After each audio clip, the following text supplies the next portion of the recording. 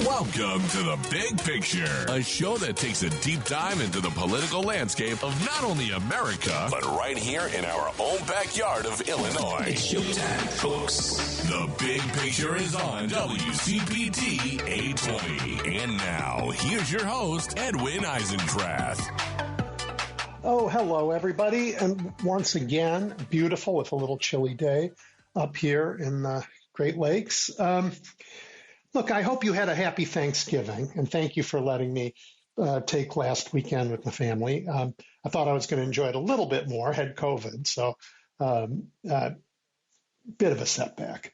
But look, each of us has so many things to be thankful for, and I hope the holiday afforded you the chance to reconnect with those things. You know, in the last, I think, 40 minutes, just happened. It's still going on. The official reopening of Notre Dame in Paris, that great medieval cathedral that nearly burned to the ground 5 years ago. Look, if that 1,000-year-old lady can stand on her feet in 5 years, this young American democracy can do it too, even through tough times. Politics is an ugly business. It is an ugly business, partly because humans are at least as predisposed to see threats as we are to see opportunities. So the negative stuff, it just comes and comes and comes. And Donald Trump's, narrow victory left so many of us angry or frightened or confused or sad or some combination of all those things. A couple of weeks ago, we had a call on this show, and it was a black woman who called in to say that the pre-election finger pointing at black voters was wrong, that she and her community showed up. And she then asked, with real agony and some anger in her voice, where were the rest of us? She felt betrayed. I understand those feelings.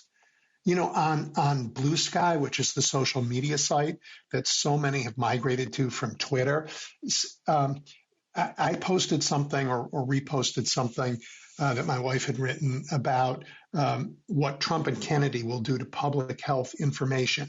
And this woman wrote back. She said, and I just want to, I'll read a slightly edited version. This is designed to F everyone's brains in America with lies and propaganda from the bully pulpit of the White House, yet millions of registered Dems sat on their asses and didn't vote in November. F all of this and all of them to hell. Right? Those feelings are out there. I mean, I went door to door and begged people to come out and vote. I really do understand the pain and the sense of betrayal people feel. And yet, that doesn't do us any good. Look, elections are amazing things, even when we lose. And for reasons we can and probably should argue about for a long time, Joe Biden wasn't a popular president. His approval rating on election day was around 40%. We had come through a period of inflation that was felt in every household.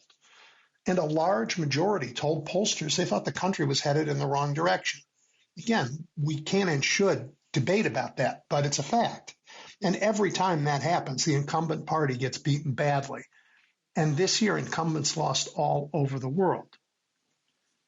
Look, I don't blame Americans for wanting change. I really don't.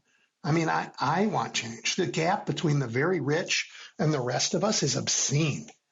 And what passes for, the elite leaders in our country, they've never had much empathy for pain in so many of our communities, whether that is the most violent black neighborhoods in, say, St. Louis or some here in Chicago, or white towns ravaged by addiction all over rural America. Our leaders, they seem to look, for some shiny new problem to solve while shutting the door on all the ones that have been with us for years. Count me among the Americans that want to see change. Now, of course, the change I was looking for would have put Kamala Harris in the White House. Americans voted for change. They just, Trump, I think they got the wrong kind. Still, I am, I'm grateful for elections, even when we lose. They tell us about ourselves, and we can't ignore that and shouldn't. And look, I'm also grateful for the hard work and the determination of so many millions whose efforts really did make this such a close election. And here I want to answer, the woman who called in and the woman who posted this message to me on social media. People did work hard on this election. Millions of Americans volunteered. They canvassed, they donated, they went door to door. And because of that work, we are not helpless in the face of an incoming administration that promises chaos, cruelty, cupidity, and callousness.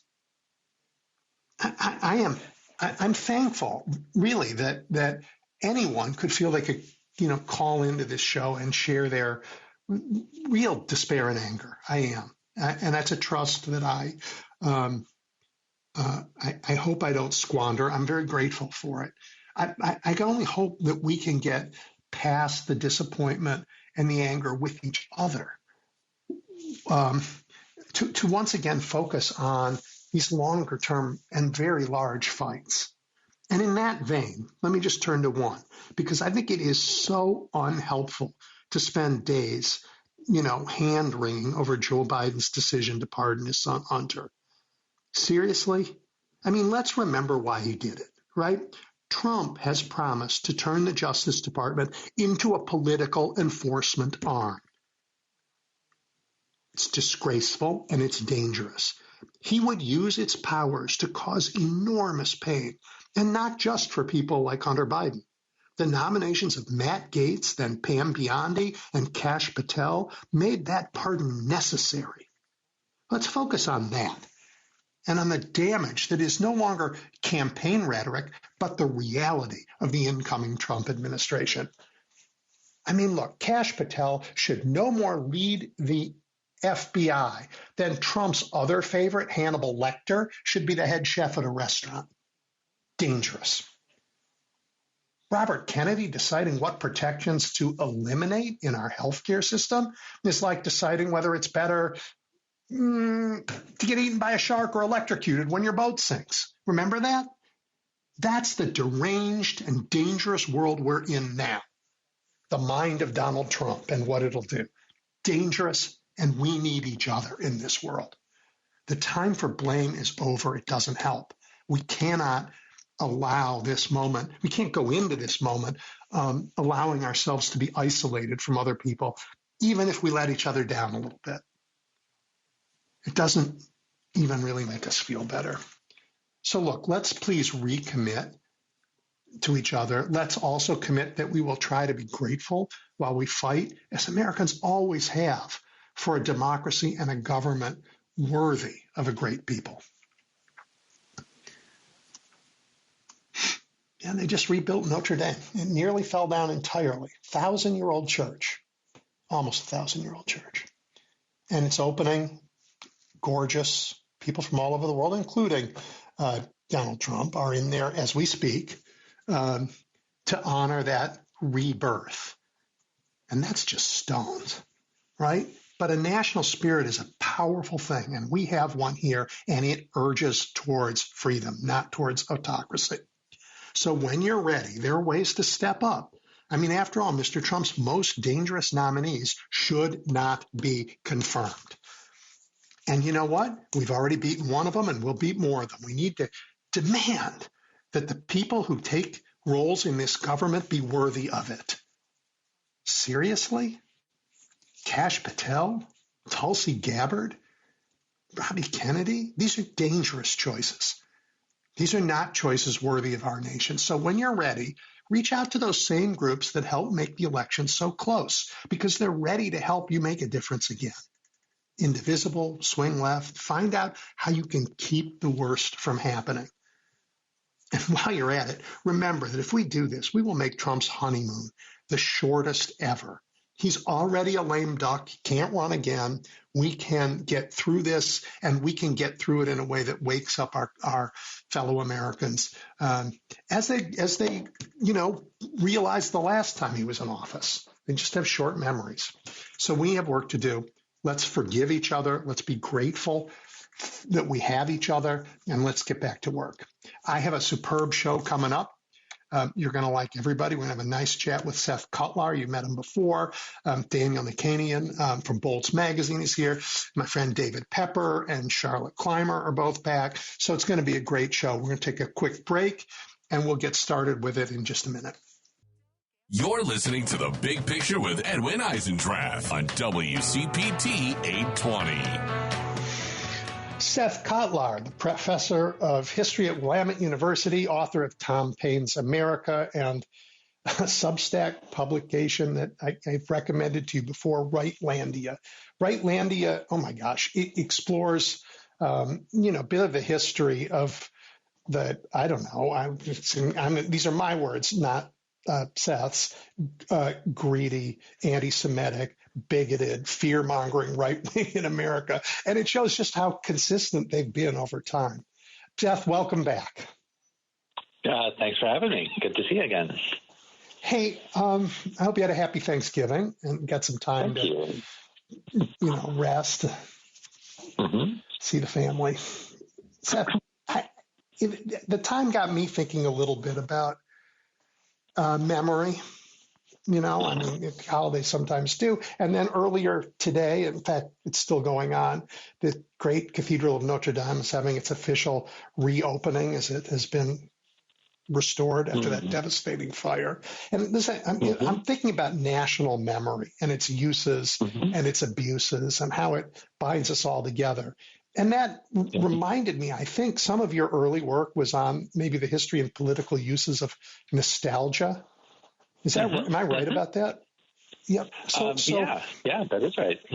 So I think about Make America Great Again and nostalgia, and I think about the other things that we think about when we think about our history.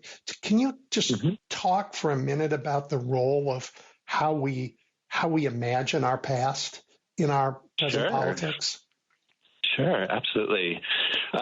So one of the scholars who I learned a lot from is a woman named Svetlana Boym, who has a great book called The Future of Nostalgia. And she makes a really useful distinction between what she calls reflective nostalgia and restorative nostalgia.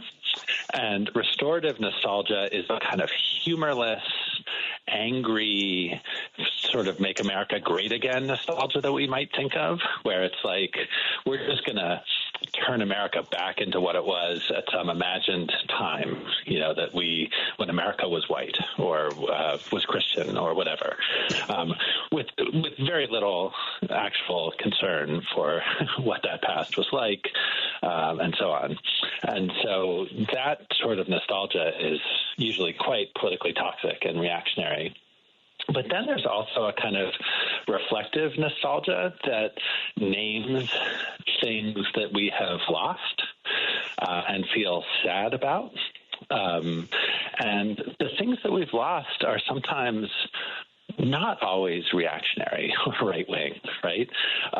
So like, for example, if we are nostalgic for the days when the top marginal tax rates were 91%, and the gap between the rich and poor was far narrower than it is today, that's not being nostalgic for a reactionary past. That's being nostalgic for a past when politicians and other public figures took the idea of, a rough degree of sort of economic justice and fairness to be the task and the purpose of the federal government. And so we have lost that with the election of someone like Donald Trump. But that doesn't mean we should mourn the loss of that, but we should also hold on to that memory of, the New Deal, the progressive era, these other moments in America's past when large numbers of our fellow citizens have believed in the idea of a more fair, just, equitable future. And that is just as American as, the kind of reactionary version of America put forward by the Trump folks. That's interesting. Let me explore that a little bit. Restorative in the sense that you're describing isn't restorative like going to, go to the gym and go sit in a steam. And it's not restorative for your, it's like the restoration of the monarchy. It's to restore a thing that you think was gone, right? Exactly. Okay, I get that. Right. I get that. Right. Yeah. With so all this its is where, like, warts. the great. Right. So that's the great replacement theory is a form of restorative nostalgia, right? This idea that, like, once America was a white Christian nation and we need to restore it to that imagined past of what it once was. And so therefore, in the present, we will do things like mass deportations of people in order to restore America, or we will put Christian prayer back into schools in the name of restoring what America once was, which, of course, erases all of the religious and sort of racial and immigrant complexities of what the United States was at the times that these people think they are going to be restoring. Right. So it's not meant to be accurate. It's selective in what it wants to restore. Because nobody's actually talking about restoring Jim Crow in it's the way it was, right? Although, certainly maybe de facto, but not de jure. I mean, they're really not talking about some of the same things, but they are selectively saying we're going to restore some things, the restoration of which is nearly impossible to achieve in the country we now live in.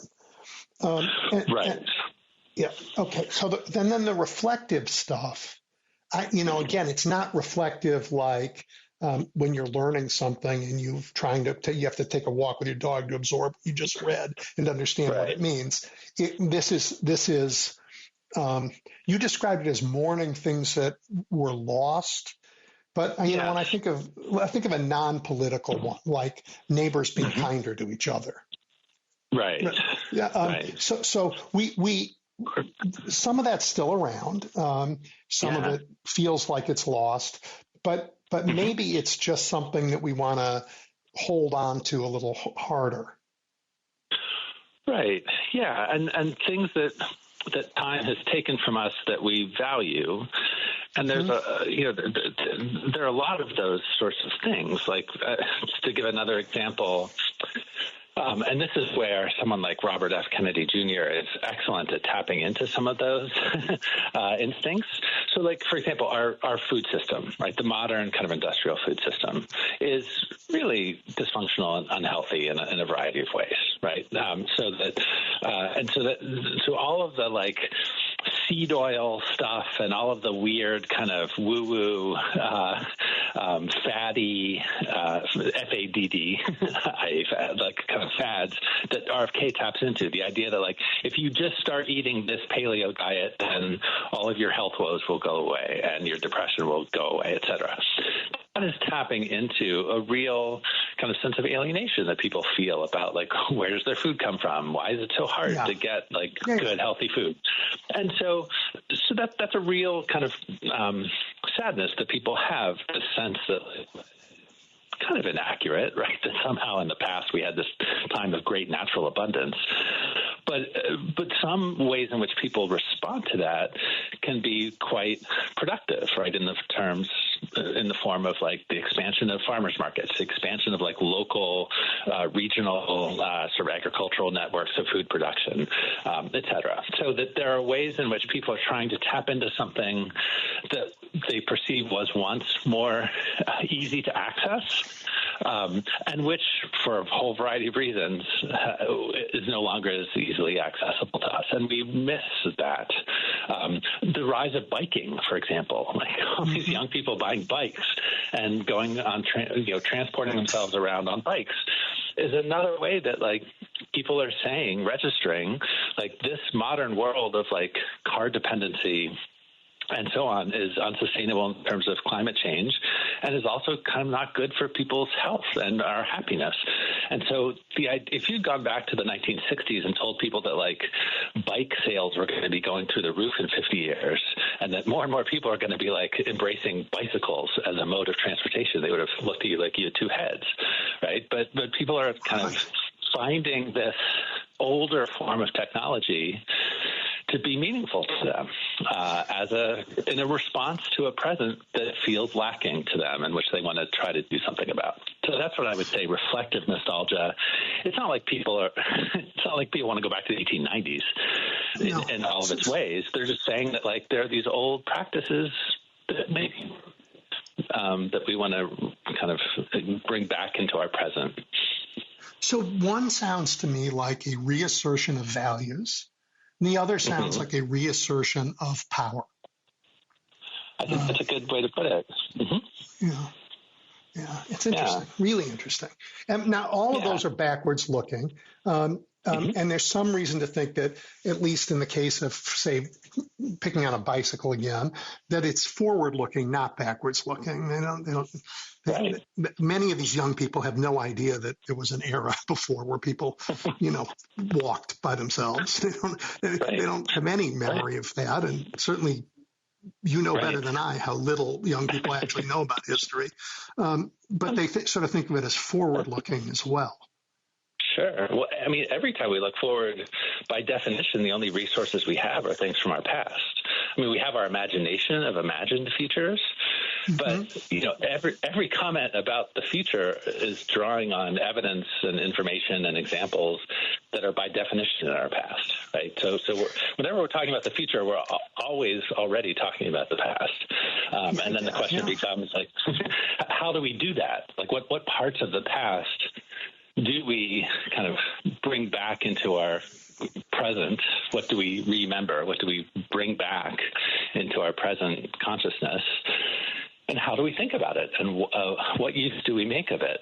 I mean, this is the role of, public commemorations like the MLK holiday and the memorial in Washington, D.C. All of this stuff, this work of kind of remembering who we are or who we've been, is a way of like talking about who we want to be and who we think we will be in the future. This is why, to me, the January 6th stuff is so important and kind of terrifying, right? The idea that if Donald Trump gets his way, the way we will be kind of called to remember January 6th as a nation will be as a moment of great love, I guess was his term, right? And peace and greatness, and that the people who participated in it are actually martyrs and heroes. And that kind of future is not great if you're a democratic nation, shall we say, to celebrate acts like that. Again, you say things that are so interesting. So there's a lot to unpack there too. Like, this is about the winners writing history a little bit.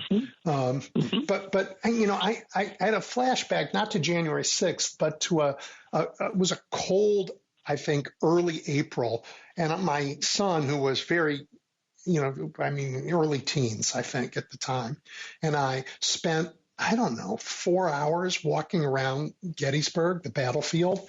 And it was an amazing experience for both of us, in that it brought not just what actually happened on the battlefield, which becomes pretty vivid. It's well marked, and you could sort of understand the movement of people and the movement of the battle, but the importance of the historical moment. And that stayed with both of us for a long time. And January 6th is one of those. I don't know that Donald Trump's going to be able to turn it into a celebration of American freedom. I don't know how to be able to do that. Oh, absolutely. I mean, memory is always contested, and no one, no matter how powerful they think they are. I mean, for example, in a lot of ways, Lincoln kind of failed to cement the national memory about what the Civil War was about, right? I mean, when you look into the post-Reconstruction era, for a lot of white Americans, the Civil War became just a tragic misunderstanding where white people, unfortunately, ended up fighting each other over states' rights, which was kind of silly. And so the whole place that slavery played in the coming of the Civil War and the meaning of the war, that for Lincoln, in his inaugural address, second inaugural, and the Gettysburg Address, for him that was the central meaning of the war. That David Blight has a great book about this called Race and Reunion.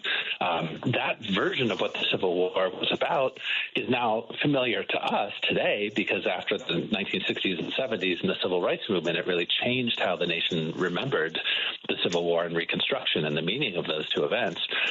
But in the Jim Crow era that lasted about 100 years, the memory of the Civil War and Reconstruction were very different from what Abraham Lincoln, who was the president, wanted it to be. Presidents have some power to shape our national public memory, but they certainly, they can't just wave a wand and tell people what to think or how to think. And that's part of the complexities of living in a modern democratic society. But go ahead. In the old days, right, Pharaoh would just get his chisel out and chip off the names of the guys who came before him from the obelisks and rewrite the history there for people to remember. That's harder to do, or at least it has been harder to do for a very long time. But changing the subject a little, but it's on the topic of memory. Around the world now, the technology of oppression has made enormous advances, and it's been tested in China and Russia and North Korea. And I'm thinking about, social media and AI and advanced surveillance and, pretty well studied social science techniques that lead people to self-censorship and the like. Mm-hmm. Is the incoming administration going to have coercive powers over memory that we haven't seen before in the United States?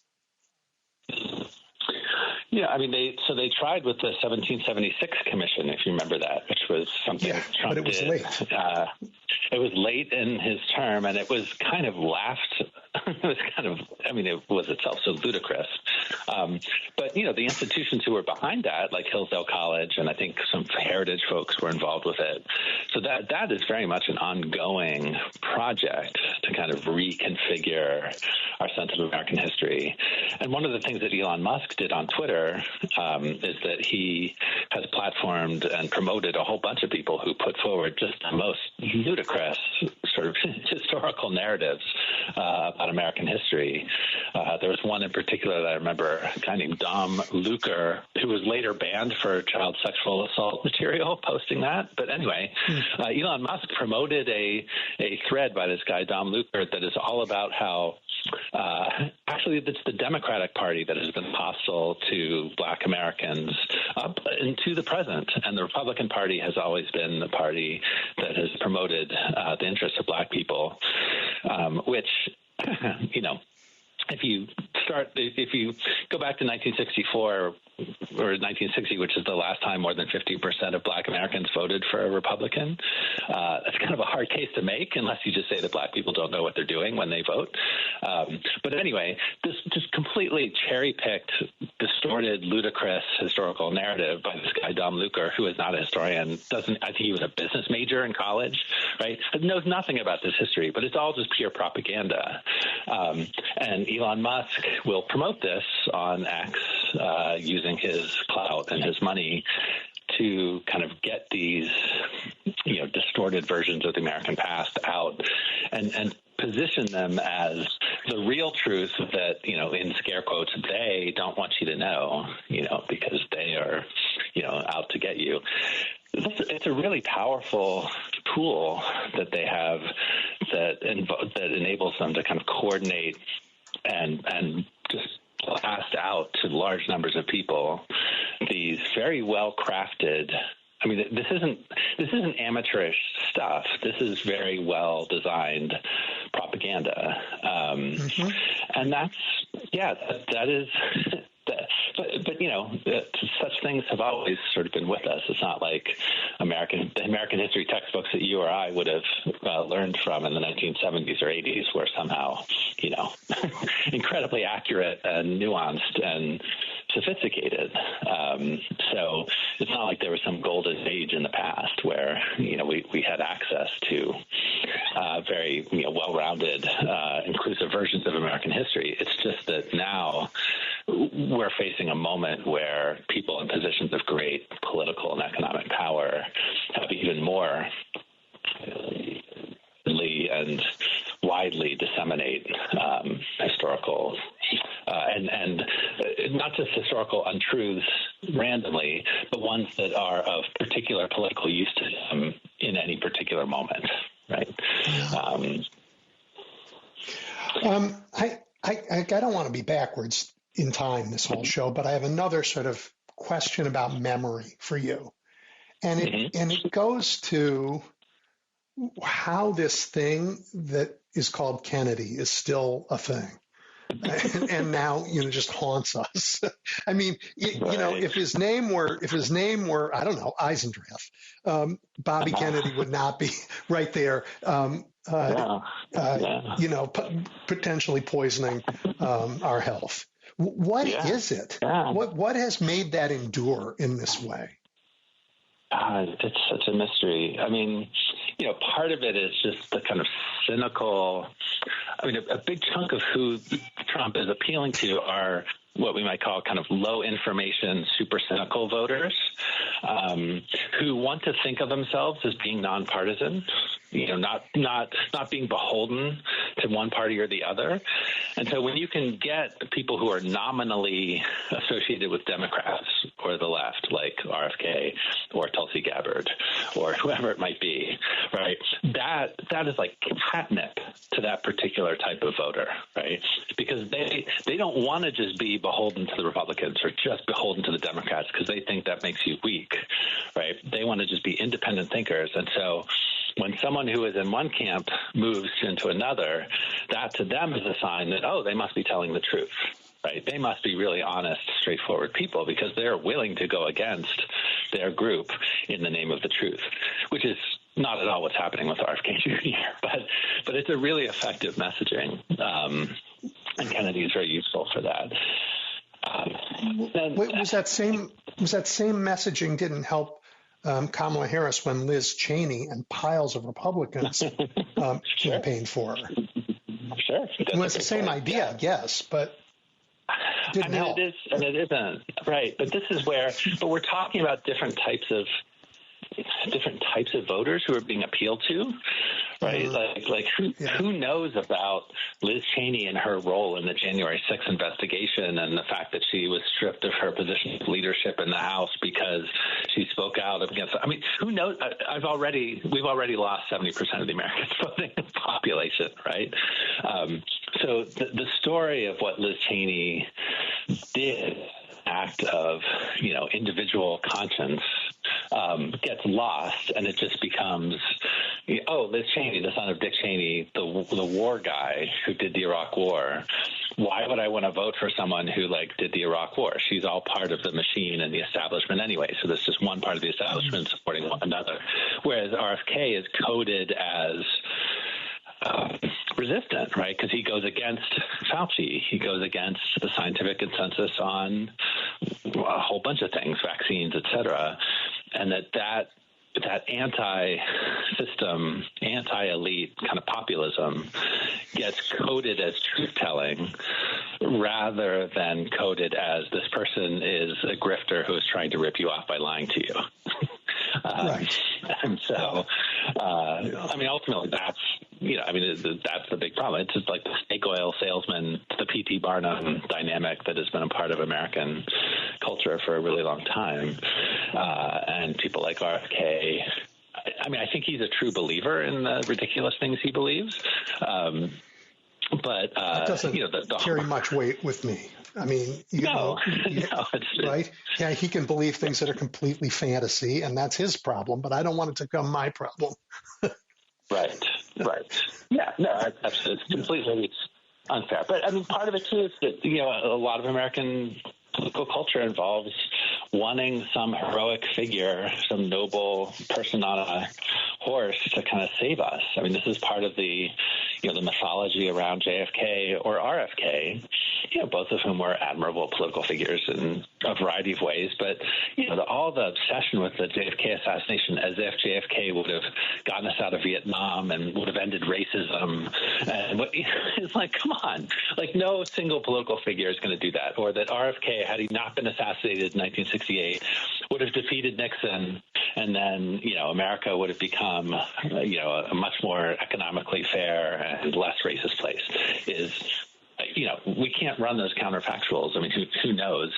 But a lot of it is just putting a ton of weight on just an individual leader to do all kinds of things that are really complicated and bound up with all sorts of historical structures that are much less easily dislodged. And it's the same dynamic that produces the Trump, the idea that if you vote for Donald Trump, then, the coal industry will come back. Or if you vote for Donald Trump, some other major transformation in your life that will make your life so much better is going to happen. And it's part of a kind of democratic political culture where people kind of buy into that. And Democrats tend to be less comfortable making such sweeping claims around what one individual can accomplish through our messy political system. Well, so you and I, we've been talking about old memories that go back a long time. But apparently we also have a very short memory because Americans seem to have forgotten Donald Trump's first time in office or looking at it with rosy glasses pretty quickly. Yeah. And for that, I actually do. I thought Joe Biden was, in many ways, a very good president, but politically, clearly not. He didn't do what FDR did to a much better man, Herbert Hoover, and just lay the blame for everything on him every day, so that they couldn't come back. In retrospect, Joe should have done a lot of that. He didn't, and he called it Bidenomics instead of calling it Trump inflation because of the handling of the pandemic.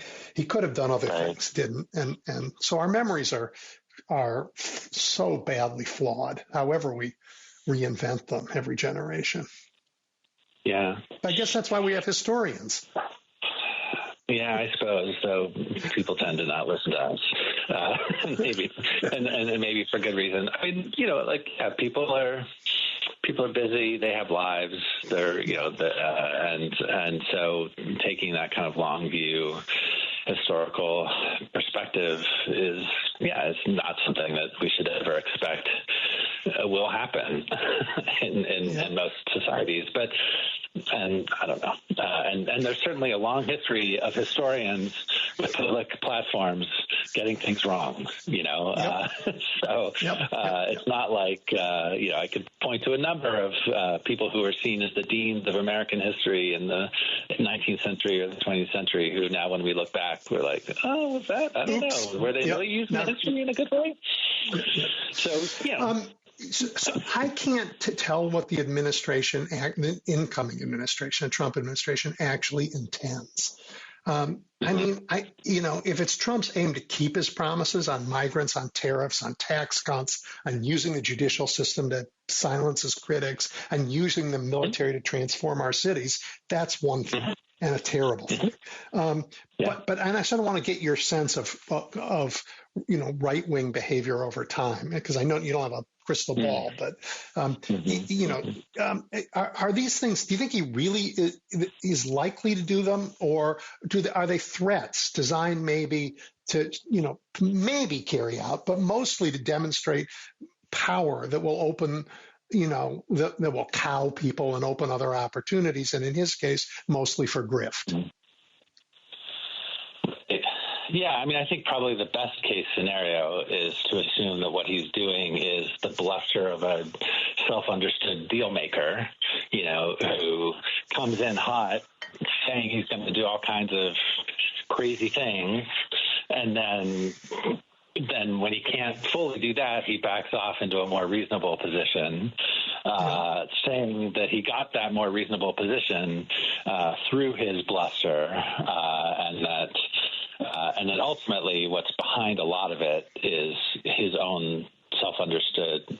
Well, first he ran to stay out of prison, so he's accomplished that now. And then second, that basically people are just backing trucks up to the federal government to try to loot it in a kind of kleptocratic, sort of plutocratic way. And that's bad, and that's dangerous. But that good old-fashioned corruption has been with us a long time, and this might be at a much greater scale than we've seen in the past. and much less kind of shame around it, and our institutional capacity to police it and punish it when exposed is probably much lesser now than it has been in the past. But that would be a kind of scenario that's bad and dangerous and harmful to the country, but not kind of ultimately existentially destructive of it. I mean, if he basically turns the FBI into the kind of pre-church commission, J. Edgar Hoover's like wet dream of what the FBI could be through Kash Patel, and it basically just becomes the Stasi, then we're in a really bad place, right? And I think this is where,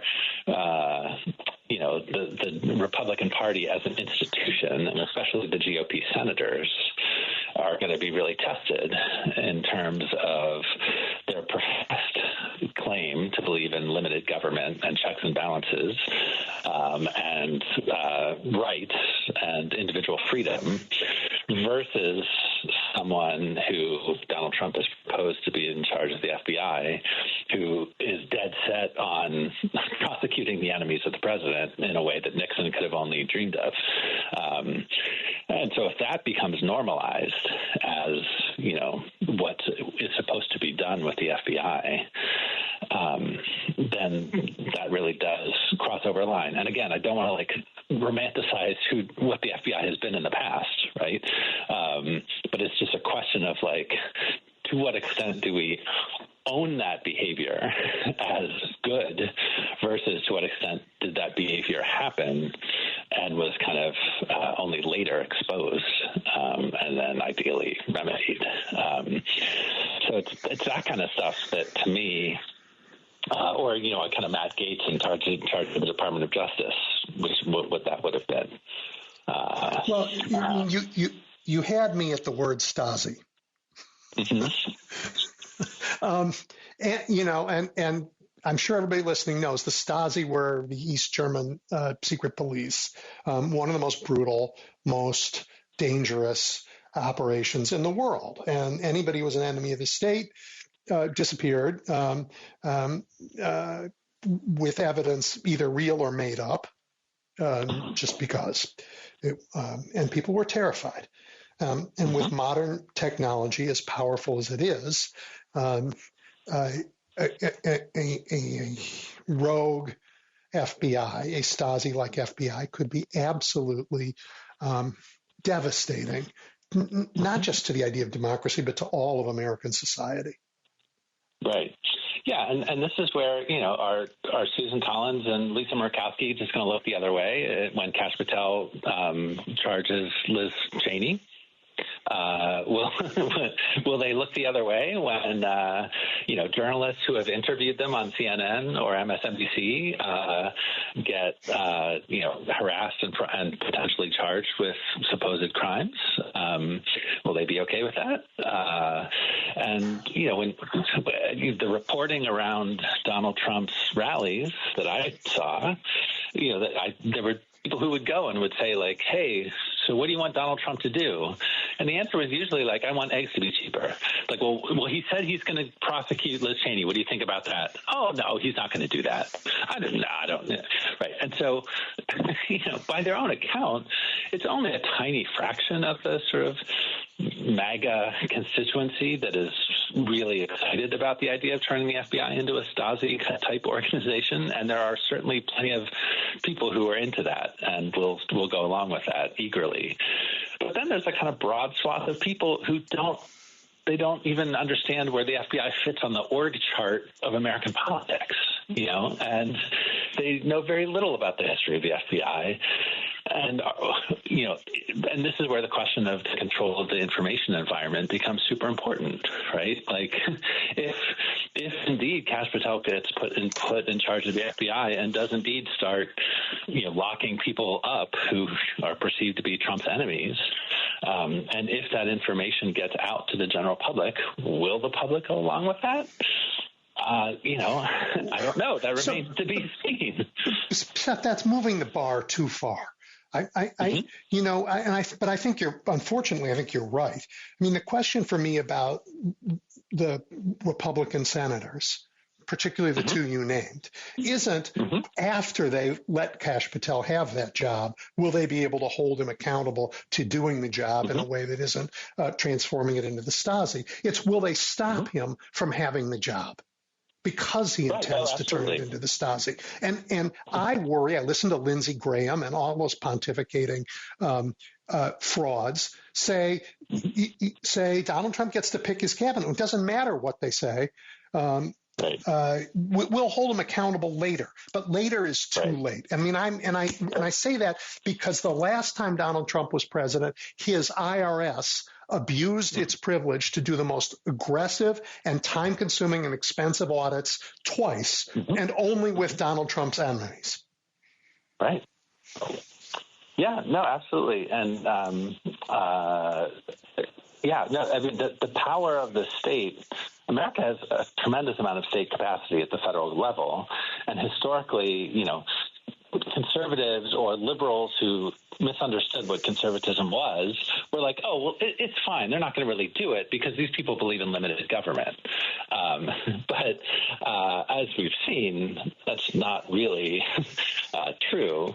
And so the idea that conservatives, so-called Republican conservatives, would use the federal government as a cudgel to, engage in active, aggressive, police state tactics like rounding up 1 million people or sending troops into schools to drag children out to deport them. This is something that, kind of, if your vision of conservatism was like Barry Goldwater, small government, was sort of like unthinkable that a conservative would endorse this. But as we've seen, what conservatism means under Donald Trump is a very different kind of animal. But that said, like people like Lindsey Graham should have a memory, right, of when he used to be someone who believed in checks and balances and limited government. And I think he probably is he understands us all as like professional wrestling kayfabe. He's just whatever. He's just saying something. He doesn't think it's actually going to happen or whatever. He's just playing a role of being a Trump sycophant on television. But, we'll see how this actually all plays out. Yeah, we'll see. Because these people he's appointing are very serious. Yeah, they're very serious. So let's talk about that. Yeah. Let's talk about, looking back at history, has there ever been a slate of nominees so unfit for the work that they're being tasked to do? And if the answer to that is no, not ever, is their lack of fitness somehow a strategy for demonstrating, contempt for government? I mean, I don't. Yes. Or a strategy for saying, I'm so powerful, I dare you to say no. I believe it's a little bit of both. Yeah, it's a power move to try to. Trump all along has been. His relationship to the Republican Party has always been that in the form of a hostile takeover, right? He has no understanding and no respect for whatever history there is in the Republican Party. He doesn't know anything about it, doesn't care about it. To him, it's just like it's an institution that is useful to him because it has power. And so his goal is to try to just take all of that power and bend it to his will. And I think he has like 95% at this point, 97% at this point. And so, so it's going to be, the people who are going to be really tested are going to be those Republicans who, at least in their own conception, have some shred of understanding and respect.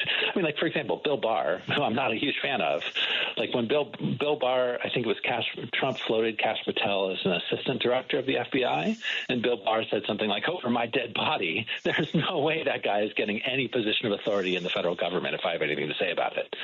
So that was Bill Barr, right, who ran cover for Donald Trump in so many ways. He saw Kash Patel as just a complete outlandish non-starter.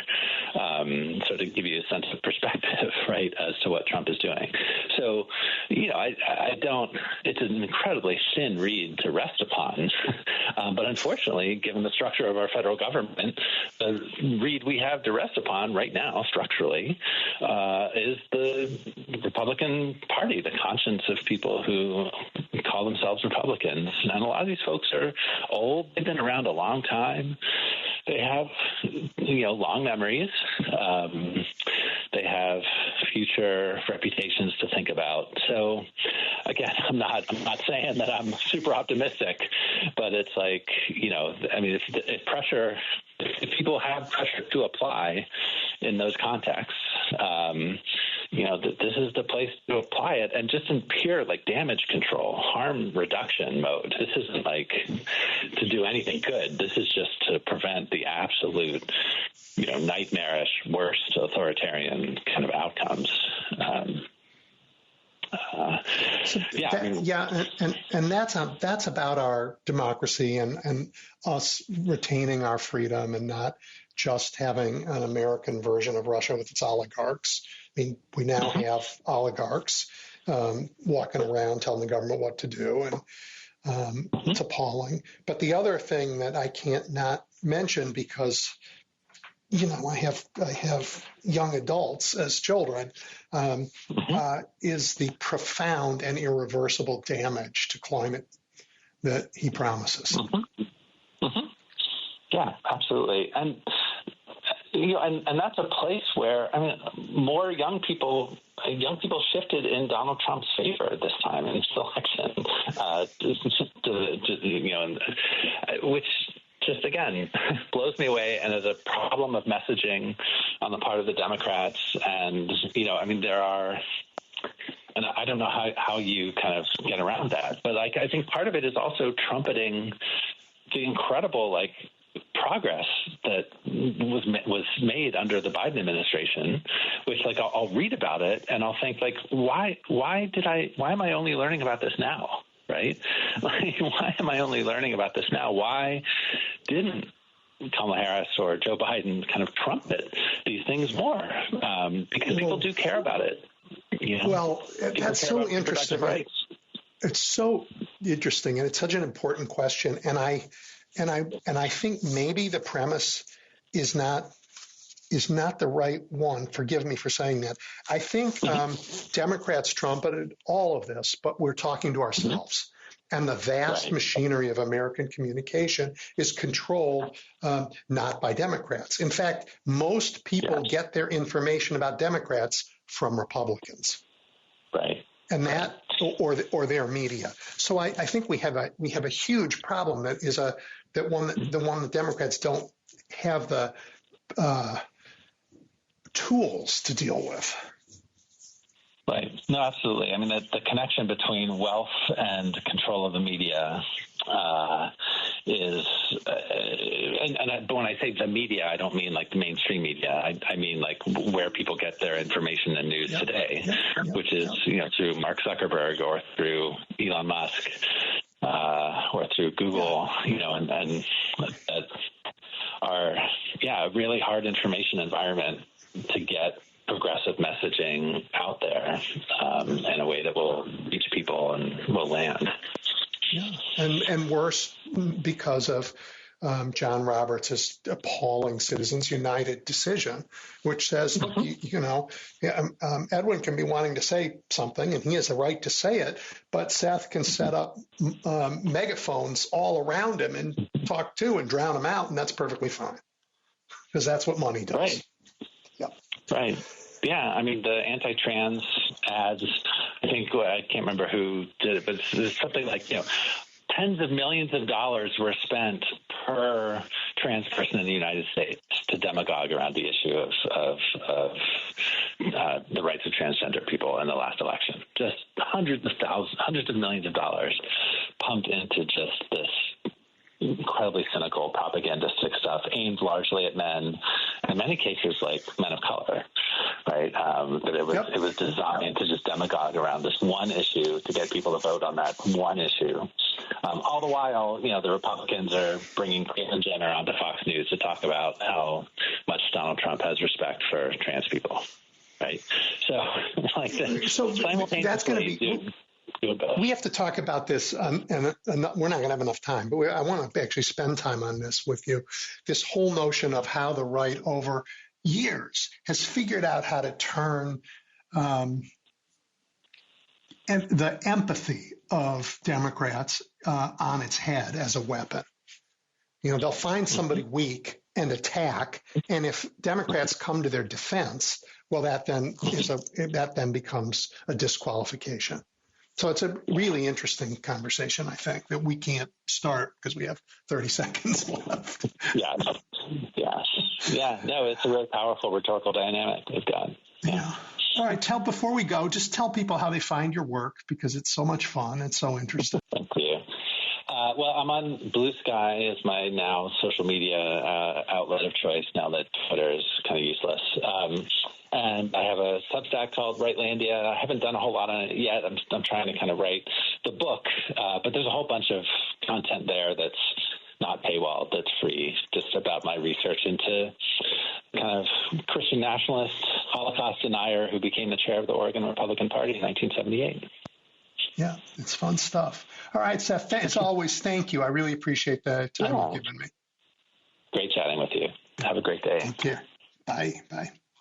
All right, everybody, we're taking a break for the news. We'll be back. You're listening to The Big Picture with Edwin Eisendrath on WCPT 820.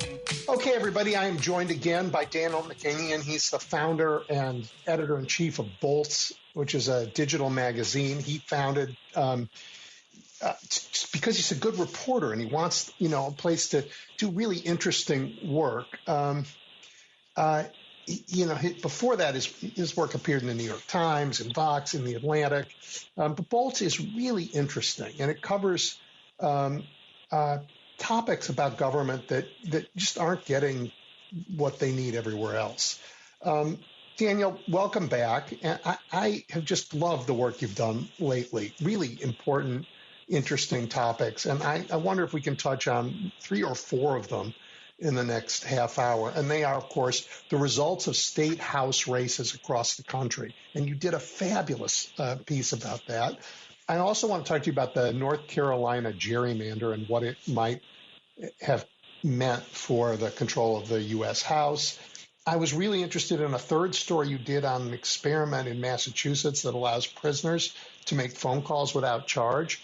And I wonder if we can start with that one. It's a little unusual place for me to start on this show, but I just think it is so important, and it gets at something easy to do that can help make all of our communities safer, as well as make rehabilitation possible for inmates. Will you talk about that? Sure. So first of all, it's great to join you. Thank you for having me again. There's been a lot obviously happening in the country, in the world since we last talked. I'm excited to jump in. So you're right. We ran a piece. So actually, it was a year ago.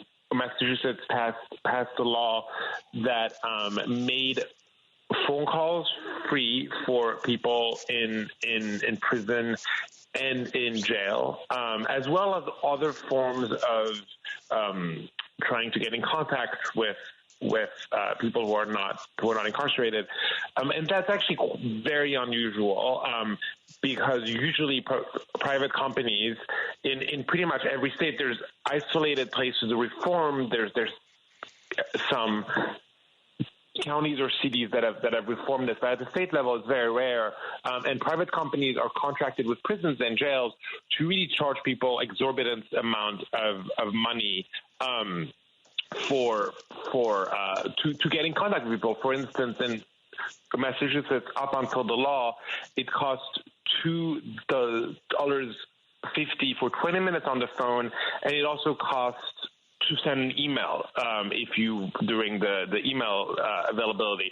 And these are individuals who do not have access to a lot of money, who often are either forced to do work in prison or choose to, but for extremely low amounts of money, often cents for every hour. And it's very, very difficult to relate to people outside of prison and jail. And so that law passed a year ago, and I think you're asking me about it because there was just a report put out by the state this week that shows that really phone calls have soared in the last year. People have been making use of this, as you would expect. And I think you asked the question very interestingly, because on the one hand, this is about the moral questions, the ethical question of how we treat individuals who are incarcerated, right? They're incarcerated, but does that mean that they should be fleeced by private companies to thousands of dollars a year if they want to be able to talk to their loved ones and not be entirely isolated? But it's also, I think you're right, a safety question. If you most people in prison and jail leave prison and jail. Do you want people to be leaving prison and jail in conditions where they have kept a tie to friends, to families, where they can reintegrate more easily, re-enter society in a way that is relying on something, that is relying on that touch of human connection they haven't lost. That is important ethically. Morally, it's also important to improve reentry, which obviously is extremely important if you think about lowering the rates of reoffending and so on. So that's why it's a very interesting story from many different layers. I thought it was really powerful, Daniel. And one of the biggest problems in some of our communities is the lack of fathers, because so many young fathers are arrested and gone, and these kids grow up without men, and it is part of the chaos in our communities is the lack of dads. So keeping a connection with fathers is just enormously important, even before they're released back into the community. It's also as you say this, my mind went to the fact that a lot of people in America are put in jails for sometimes years without a trial, before a trial. The length of pretrial incarceration in this country is something I think it's not a secret, but I think it should be discussed a lot more, because the numbers are really shocking. Well, one of my colleagues, Alex Burness, a month ago went to Flint in Michigan because there was an interesting event that was being held there in Flint, where the jail had brought candidates running for judge into the jail, because people who are in jail, who are often there pre-trial, are allowed to vote. And this jail had done something very unusual of bringing candidates in the jail to allow them to have an exchange with people incarcerated there, kind of a candidate forum in an unusual setting, which is interesting, right? Which is already kind of what I was talking about making sure people are not isolated, right? But one of the in the story by my colleague, one thing that really struck me and that really sort of haunts me is someone incarcerated there asked a candidate running for Supreme Court in Michigan, the highest judge office, asked, I've been here pre-trial for 2 years. What can you do about it? So to me, that exchange just captured something so surreal and cruel about, on the one hand, it's such an empowering moment where you're getting people who are detained to ask questions to some of the most important people in the state. And on the other hand, that question just really also reveals the extent of the cruelty here, where this person has been in jail for years without a trial, just waiting for their time, and that there's something there that's really broken in the system, right? To your point also about the impact that has on who's present in the community and who's not. Yeah, really, it's a very important question. And our national politics have occupied all of our attention for very good reasons. But we're going to have to spend real time and real attention focusing locally in our communities, particularly, I think, because it won't be help from D.C. We're going to have to pay more attention to these issues. Anyway, I thank you for that story. Let's change over, though, to a national story, a state and national story. Talk about what happened in the state houses. It's really interesting what you found looking at all of the statewide legislative elections. That was super interesting. Effectively what I did is I was interested. So, we all interested in what happened at the presidential election, in congressional elections, But it's also very important to look at what's happening at the state level, because it's so important. What's obviously, the federal system, so many important laws, abortion, criminal justice, voting rights are being passed at the state level, and almost every state was electing people for the state Senate and the State House a few weeks ago in November. And so I looked in each and every state, each and every chamber. I looked at the composition of the chamber before and after the election, and trying to, that's important both for the sake of caring about elections and who won, who lost, but also because that's really going to answer the question of what policy doors have opened and closed for 2025 and 2026 when these chambers convene and have conversations around these issues that we're talking about, right?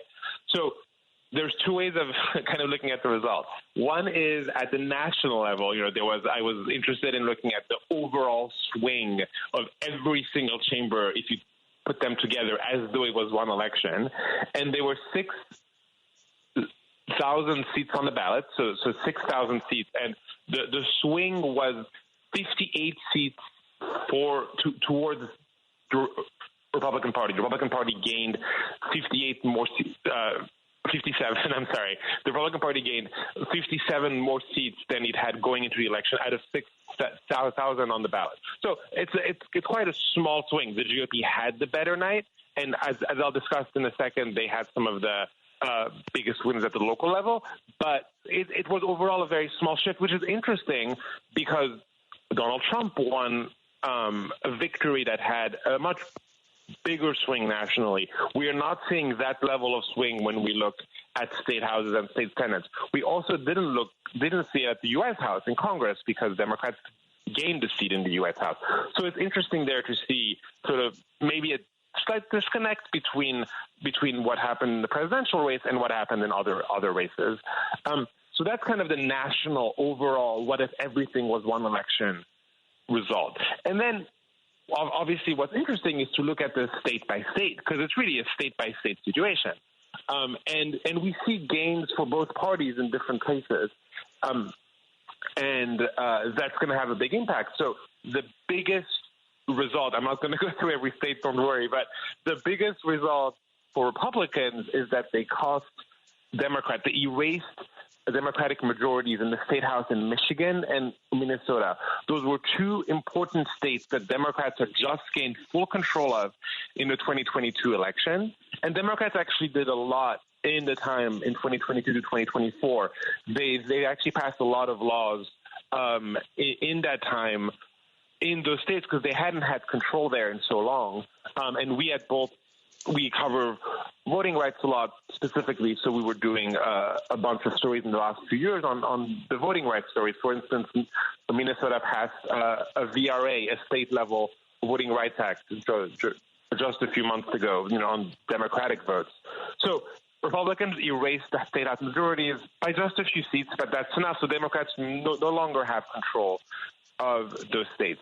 On the Democratic side, the biggest sort of headline, I would say, is in North Carolina, because Republicans there had a supermajority. It means they were able to override the vetoes of the governor, who's a Democrat, and Democrats won just enough seats to erase the supermajority. And so Republicans there, again, in a big state, a state that has had very controversial, big deal Republican laws recently, including abortion restrictions. So in that state, Republicans will no longer be able to pass laws without the support of Democrats. We could go state by state. There's so many interesting stories here, but those are the three states that come to mind immediately as having the most easily understood shifts at the state level. I think that's fascinating, and we talk a lot about North Carolina in the show, but you have one other state that I don't understand at all, and that's the shift in Montana. That was the biggest shift in the country, I think. One of the biggest shifts in the country. It's not quite the biggest, but Montana.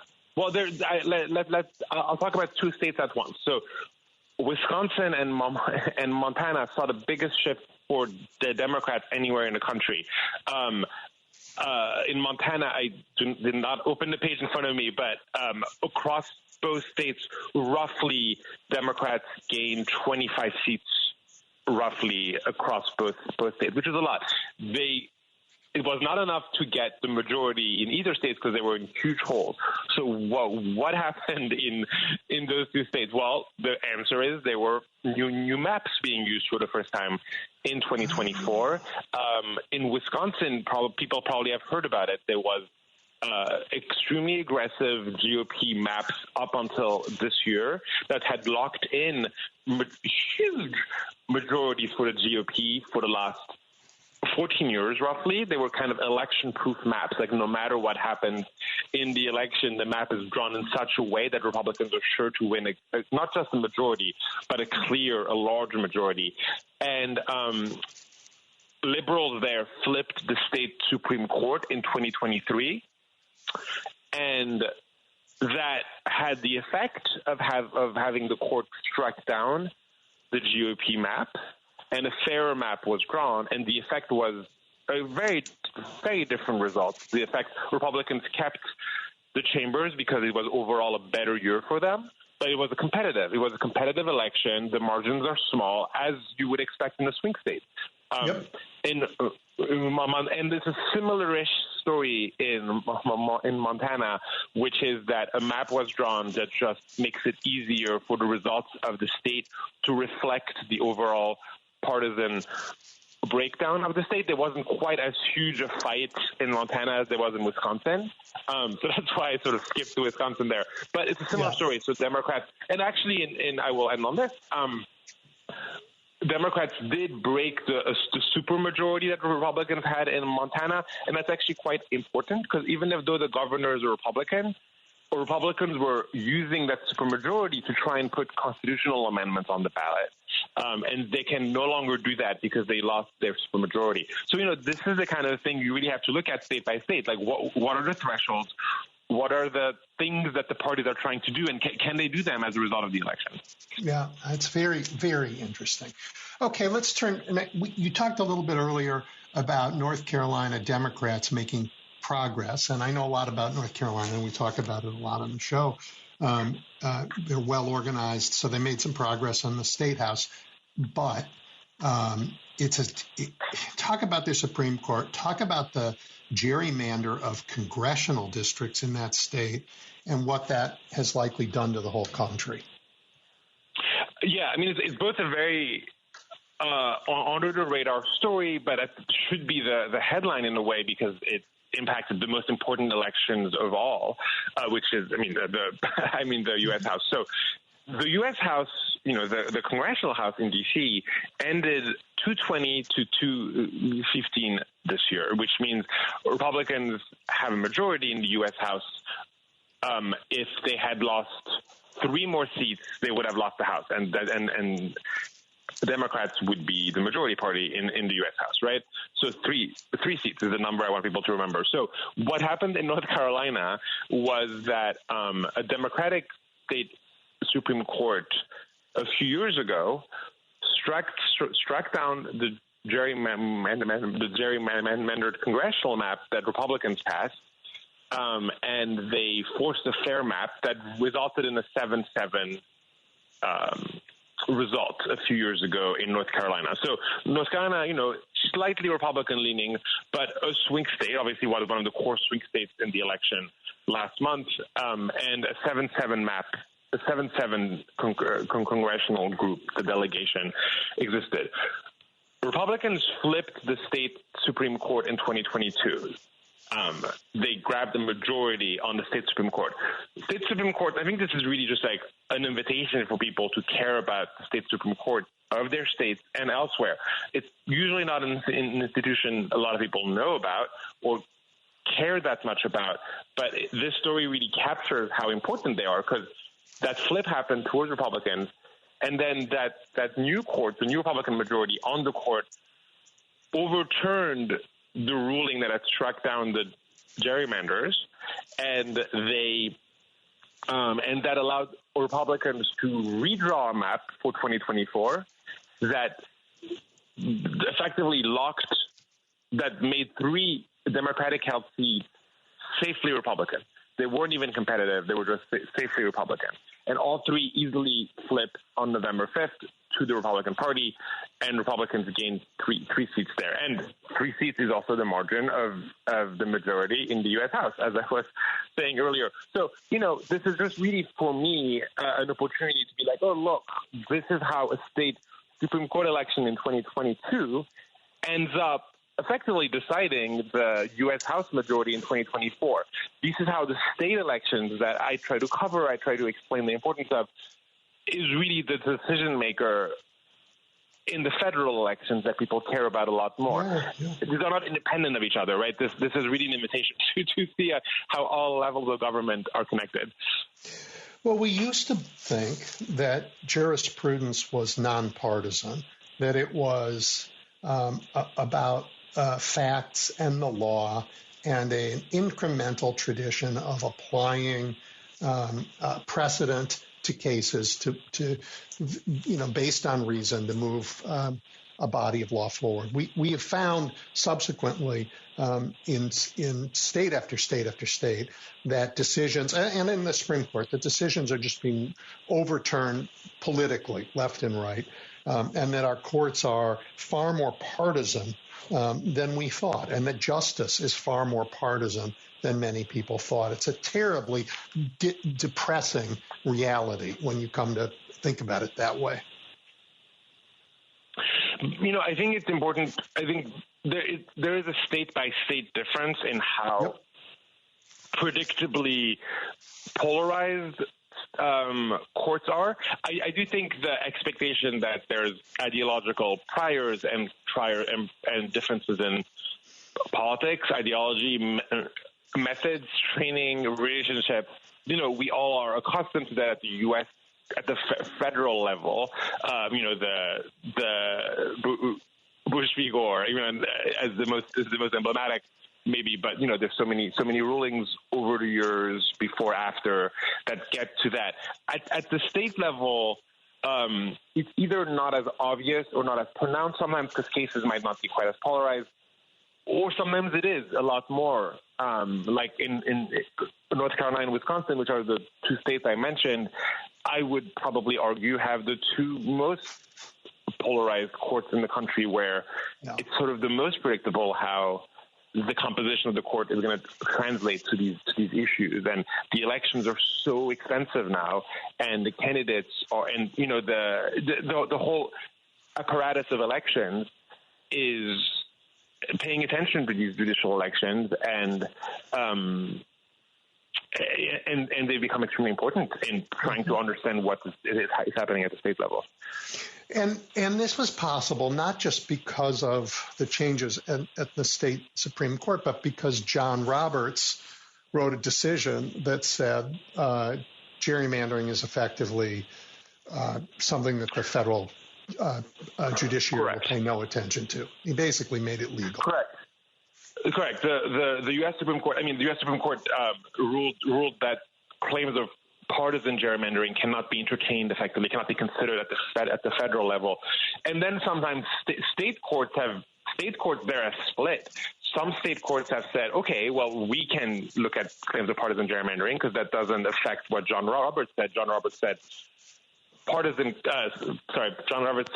this can be at the federal level. And then some state courts have said, well, we can either. There was a ruling in New Hampshire last year where the state court, which was actually kind of odd, the state court imitated the reasoning of John Roberts to say they also couldn't intervene. But there's something absurd there, because John Roberts was withdrawing from intervention at the federal level in a way to say this is a state issue, and then the state courts are imitating that reasoning to say, well, we can't get involved either. At that point becomes a little complicated. But then in other states like Wisconsin, as I was saying, we have seen the opposite of a court, usually a court that Democrats prefer, a court with a liberal majority have intervened. And as a reminder, the Democrats also had anti-gerrymandering provisions in H.R. 1, which was the voting rights bill that they introduced in 2021, and that didn't pass. Yes, and we made a lot of mistakes, I think, and by not focusing on the political apparatus more while we had the chance to do it. Daniel, I want to change. We don't have that much time left, and it's not on Bolts, but you used your social media accounts to talk a little bit about some things that happen in the rest of the world that relate to democracy all over the place. And in particular, you had some interesting things to say about France. Do you want to share those? Sure. I don't know if people are following the situation in France right now, because there's a lot happening in the U.S., but also in South Korea and other parts of the world. But I was watching closely the events in France, which is a bit complicated to explain in a minute or two. But effectively, France is, to sum it up in the pithiest way possible, I would say in the biggest political crisis, constitutional crisis in 60 years since the 60s. There were elections there called for parliament in June, July, by the president, who didn't have to call them. They were snap elections that were called 3 years early. They were supposed to happen in 2027, and it's not entirely clear, frankly. I've been asked this question a million times. It's not entirely clear why he called the snap elections. Obviously, there's speculation, possible reasons, but even people in his own orbit in his party were confused. They didn't see it coming, and the reasoning was sort of obscure. And that election resulted in a hung parliament back in July, meaning that no bloc, no coalition, no party has anything close to a majority, which had never happened in the current French constitutional system to that degree. And there's, effectively a left-wing coalition. There's sort of a bloc that's made up of the president's supporters, which, are, let's call them centrist to center-right people. Then there's a conservative party that had shrunk massively over the past 15 years, but is still there. And then there's the far-right party of Marine Le Pen that was hoping to take power but didn't succeed. And these blocs are just sort of staring at each other. And so what happened this week is the government, a prime minister and a cabinet that were made up of an alliance of conservative politicians and centrist politicians that supported the president. There was a cabinet like that for the past few months that was kind of functioning without any kind of majority, and they were toppled by a no confidence vote by the National Assembly, which means that they immediately have to resign, immediately have to leave. They're still kind of staying in office just for the duration of a replacement, but it just is a complete shift. And it's very unclear what's going to happen next because there's no majority. There's no clear coalition, and it's a very interesting moment where the left technically got the most seats out of all the blocs in July, but Macron, the president, doesn't want to make them prime minister. The other blocs have fewer seats, and the far right is watching. I think in the context here is that Marine Le Pen is watching. She wants to grow numbers even more in the next election. And the far right has never been in office in France since World War II, since the 40s, and so that's the horizon that we're watching as to where this crisis ends. When will there be new elections? What will the balance of power be then? Who will govern until then? It's a lot of questions and very few answers because this situation has just not happened in this current French constitution, and so no one really even knows what happens at this point. Yeah, figuring out who's going to lead France right now is a little bit like, watching the U.S. House after they ousted Kevin McCarthy, trying to figure out who would be their next speaker. A good comparison. Interestingly, for what's funny while watching from the U.S. is that this is all happening in the midst of France having to pass a budget, and France doesn't have a history of shutdowns, which any American is used to that they'll refrain every year. Is there going to be a shutdown? And when French journalists and French papers are explaining the situation to their readers, they call it in a French sentence, they call it a shutdown, or they say a shutdown as in America. So there's this culture in France of finding the idea of shutdowns bizarre, and currently you're using the American word and the American parallel to try and explain what France is possibly in for, because it's so foreign to what has happened in France. So that's sort of I guess that's amusing. Sort of an amusing parallel. Well, I mean, democracies are, the modern democracies in the West, they're all, sort of rebuilt after World War II in certain very fundamental ways. And that is old now, and it's fraying, and it's new technologies and new social change and immigration patterns across the world have made all of the Western democracies much more fragile, ours included. Yeah, I mean, there's going to be at the moment I'm watching instability in France, but there's going to be a lot to watch in the U.S. in coming years. Yeah. Well, your work is fabulous. Tell everybody how to find you, both on social media and if they want to go to Bolt's. Well, I would love everyone to go to Bolt's. It's boltsmag.org. You can also just type Bolt's Mag, Bolt's News on a search engine, and you'll find us. We're also on social media. Blue Sky is doing great right now, so I will plug that. If you search for Bolt's on Blue Sky, I'm sure you will find us. And yeah, I mean, we do a lot of stories on local politics, state politics, especially with an eye to criminal justice and voting rights, but also trying to think about how the officials who are elected at the local and state level in institutions that are often quite obscure are having an impact. So I hope everyone's interested and goes to find us. Thank you so much. I really appreciate it, and I look forward to our next conversation. Oh, it was great. It was great to chat. Thanks for having me. You're listening to The Big Picture with Edwin Eisendrath on WCPT 820. Okay, everybody. We're in luck because we're joined again by David Pepper. David, as you know, is an author, an organizer, a painter, tireless champion of small d democracy, as well as of Democrats all over the country, a fighter against corruption, particularly in his own state of Ohio. I love his book, Laboratories of Autocracy. I assign it to my students in a class in DePaul. And, his work was enormously influential amongst a lot of people for the work we did during the campaign. Our most recent late lamented campaign. Anyway, David, welcome back. Thank you. Good to be back with you. Hey, I don't want to spend a lot of time talking about what Democrats did wrong because in the campaign, unsurprisingly, like you, I do not believe it was a flawless campaign. Right. I think that, I think that whatever people who run campaigns, have their own views.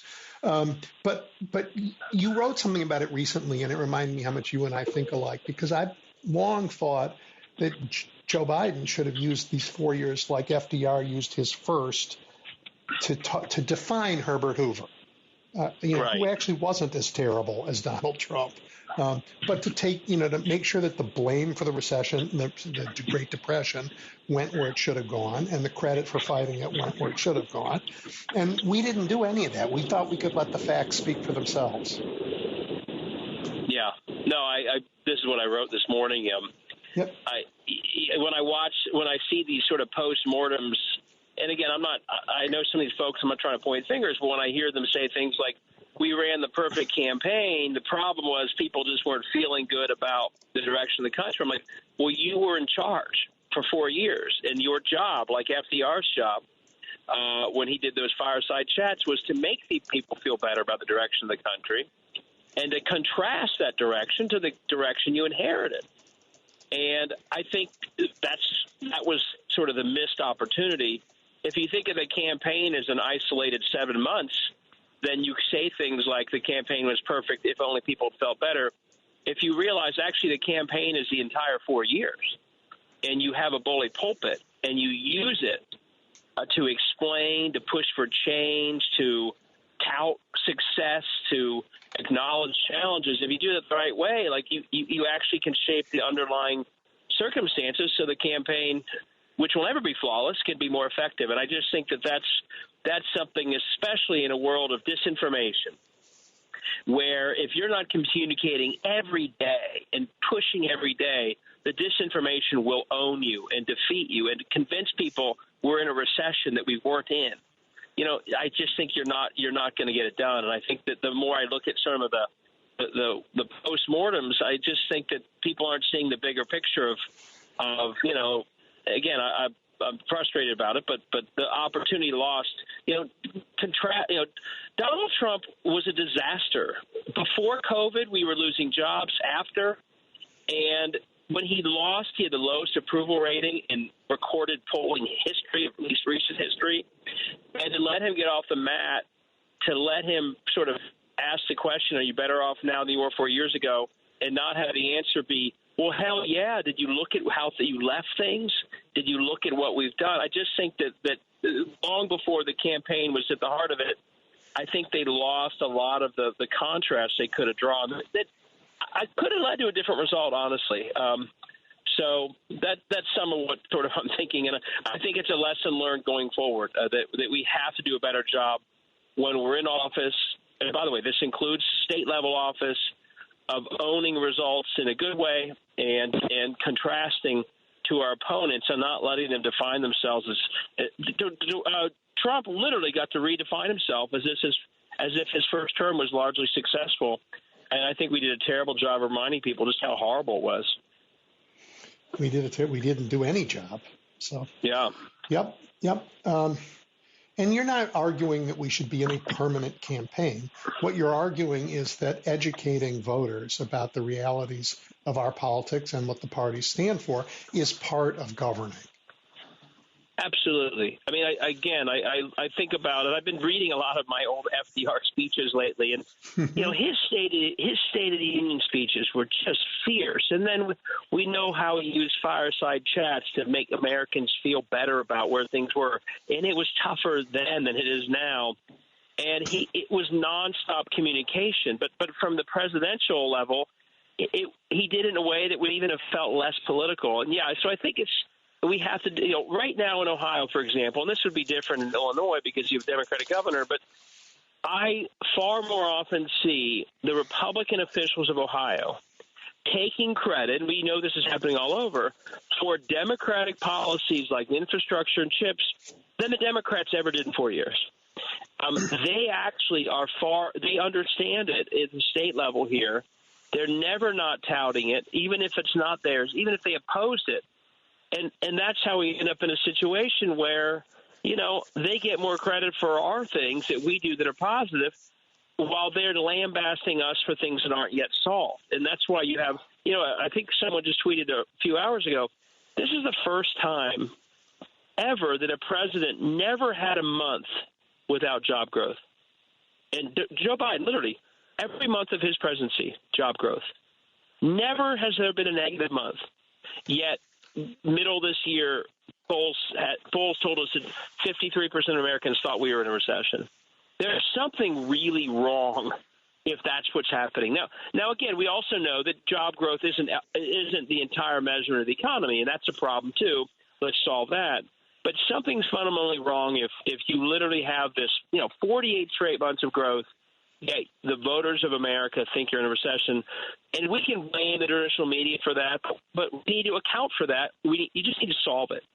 And I think there needs to be a lot of thinking done about, okay, it's a different world of media. There's social media, the disinformation, but one way or another, you need to solve for it and not just say it's the media's fault. Right, because the other guys have solved it in an interesting way. More people learn about Democrats from Republicans than they learn about Democrats from Democrats. Yeah. And just wait. You know this. Donald Trump will be bragging every single day about everything. And while it might feel sort of grotesque, it's because he's a salesman and it works. And so, at some point, you got to take a page from that. He brags about things that aren't true. He brags about things that he didn't do that we did. He'll take credit. But the truth is, he's actually smart to be doing that kind of bragging. And if you only do it every State of the Union and then you kind of take your foot off the gas for months, they will define everything against you. And I think that we really have to – it's not a permanent campaign. And to your point, you're more credible when it isn't necessarily a campaign. It's sort of you figure out how to do it in a way that isn't just a political message. And clearly, there are a lot of things we have to do. But as I've watched some of the postmortems, I'm just seeing some failure to come to terms with. That probably is the biggest failure of the 4 years. Yep. While there were on the numerics on the top line, we see all the data that people say, well, Joe Biden did this and that so well. Well, that only makes it more frustrating that those performances didn't actually apparently make it to the people. And that's a real miss that anyone involved now or going forward has to really think about. How do we let that not happen again? Yep. I mean, I don't want to get too far ahead of history, but my guess is that many years from now, people will say about both Joe Biden and Barack Obama that they were very good at government and they did a number of good things in government, but that they were politically that they were not particularly competent about using the presidency politically. Right. Yeah, I'm afraid you're right. I think that I worry that's going to be especially true of Joe Biden, that he is going to end up being. I don't like saying this. I mean, but it's sort of painful to think about. I think he will be simply seen as a small road bump in the Trump era. Yes, he interrupted it, but he put up some good economic numbers. He actually bailed out Republicans from bad economic numbers they created in a COVID crisis they created. Yep. But by not being nimble enough to turn that into something bigger, he really just was an interruption of the Trump era that hopefully we ended in 4 years, but that sadly in the end he wasn't able to stop. Yeah, I'm afraid that might be right, and certainly the Justice Department did not distinguish itself. Okay, so David, I am once again teaching a course at DePaul University on the crisis in American democracy. And God knows, I just set aside finishing the syllabus until the election was over because the challenges our democracy faces were going to be different depending on the outcome. But I'm sort of interested in your thoughts because there's so many things to choose from, and I made my choices. But if you were in my shoes, what are the biggest ideas about the challenges to our democracy that you think college students should have to wrap their heads around? I mean, so in some ways, the easier thing, by the way, you and I, this is a more negative 10 minutes than we usually have. So we don't need to dwell on the negative, but it's pretty tough, and we should think about this stuff. So I also try and be positive. I think I would say that one of the good things is that I do think there are opportunities right around the corner if you look at the cycles of all this. And I wrote about this in Saving Democracy and the first book, Laboratories, Autocracy.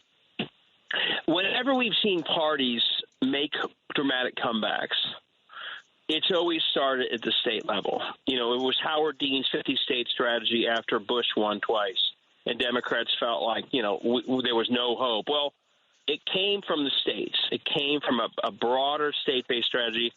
That's exactly what Karl Rove did after Barack Obama won in 2008. I mean, they were literally – the Time magazine cover had a picture of an elephant in early 19, and it said endangered – 09. It said endangered species.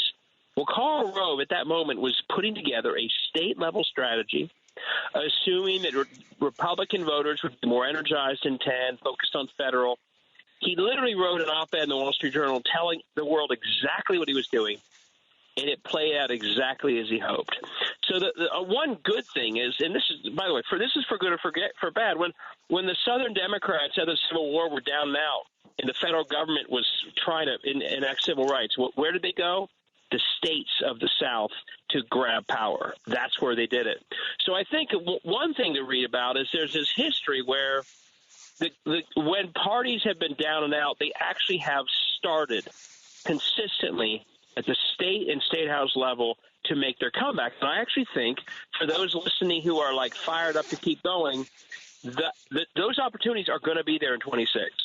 And the good news is we don't have to wait around for 3 years to see who the presidential candidates are to get to work. We can get to work early next year as we start to recruit and support people running at the state house level in a year where, my guess is Trump will have overreached. They'll do things that are costing people in many ways. So that's one bit. That history is a very clear pattern. The thing that I think is more difficult to think about, and this is where I recommend, some of the more challenging books out there about times like this. Stephen Levitsky has written How Democracies Die. You maybe have had her on, but I'm blanking on it. Ruth Ben-Ghiat is a real, just like Anne Applebaum, great writers about what happens when you have like totalitarian or near totalitarian governments. I'm blanking now. Tim Snyder. Like, we also need, besides the shorter term politics, I do think we all need to read up on how do we all behave in an era where at the federal level, I worry that Kash Patel and some of these others, we are on the verge of having a very dangerous government. And how do you respond to that? How do you not respond to that? One book that I read that I highly recommend is Eric. I'm always blanking on his last name, and I've read about this some. It's I'm blanking on his name now. Eric. He wrote a book about the U.S. ambassador to Germany in the 30s. Great book. I read it too. Yeah. And there's so many. I'll remember by the time we're done. There's so many lessons from that book about all the mistakes that were made, not taking as seriously as you should have. This emerging dark force, people like Jeff Bezos and others kissing some, because they think they'll win them over. I think it's a good time to read some of these types of books, although my hope is, we're not in as bad a place as those eras, but the mistake people make is assuming that and not actually, taking this actions to keep it from happening. I'll remember that Devil. It's in the Garden of Beasts, and it's Eric Larson. The Garden of Beasts, Eric Larson. It's truly scary when you read it, but when you read through it closely, there are tons of lessons about how we take seriously the threats in a bigger sense, how we react, and the mistakes that we better not make that they made, that this ambassador figured out over his time in Germany. So I think kind of a combination of the hopeful path politically that is still there. That actually, I wrote this the other day. The best part of a terrible 24 cycle was that there was some momentum still at the state house level. You saw North Carolina Democrats and the North Carolina supermajority. That will give that new governor some real power that even Roy Cooper didn't have. You saw Pennsylvania hold on to their majority. So there's some momentum at the state house level to be built on for 26. We should keep doing that. Agree. But at the flip side, Wisconsin gained because they got rid of gerrymandering. Keep going there, and if you do it right, we could have in 26. I mean, think about it this way. Think our big year in Ohio, we turned it blue, was the second term of Bush's 2 terms, the second midterm. Well, if we do our job right, 26 is the second term of Trump. This is the second midterm. So in terms of what do we do, in addition to being cautious about the bigger picture, I say we get on the ballot everywhere. Because if we can make this through their overreach into the equivalent of the second Bush midterm, we could have a hell of a year. If we mope for a year and don't run anywhere, well, then we don't take advantage of that opportunity. If we get ourselves energized and start really communicating at the ground level in a way that we haven't done as well lately, but we make sure we're on ballots all over states like Ohio and you name it, Michigan, Wisconsin, 26 could turn out to be a year where we wished we were on the ballot everywhere, so we better get on the ballot everywhere. Yeah, I think that's wise. I mean, the balance here, of course, I expect we're going to have the most corrupt federal administration in history, and that seems to be on offer. Yes. And I want to work this balance with young people who have to understand that we need to fight this fight, but also they need to understand that, democracies have always been tolerant of more corruption than they should. And it's been part of our history. And you know what? Like this is a unique moment in some ways, but not in every way. Right. Yeah. No, I agree, and we are going to see that. I mean, you mentioned this earlier. I don't understand why we let 4 years go by without a deeper look at the corruption of Trump's first term, including, by the way, a deeper look at the corruption in the COVID response. I mean, my guess is if anyone had dug deeply, if we had a 9/11 commission around their COVID response and what Jared Kushner was doing, and when they said, "Oh, let people die in blue state," it would have been a catastrophe for them. And I don't think we dealt deeply into that. And yeah, when you have now, for Lincoln it was team of rivals. Now it's team of billionaires. You bet when they're making these decisions, it's going to be lining pockets of big people who helped Trump get there. And my hope is that we're all smart enough to really focus on that, because I do think people, if done right at least, and if it's connected to sort of how it hurts people, corruption in the end, I mean, what you have to do around corruption, and we deal with this in Ohio, is make sure people see how it impacts their lives. Yep. And if you could do that in some of these areas, be it healthcare, be it like public education, others, that's when I think it can turn into an issue where you win elections in the future because of that. Yeah. Let's just turn to these awful nominees for just 1 second.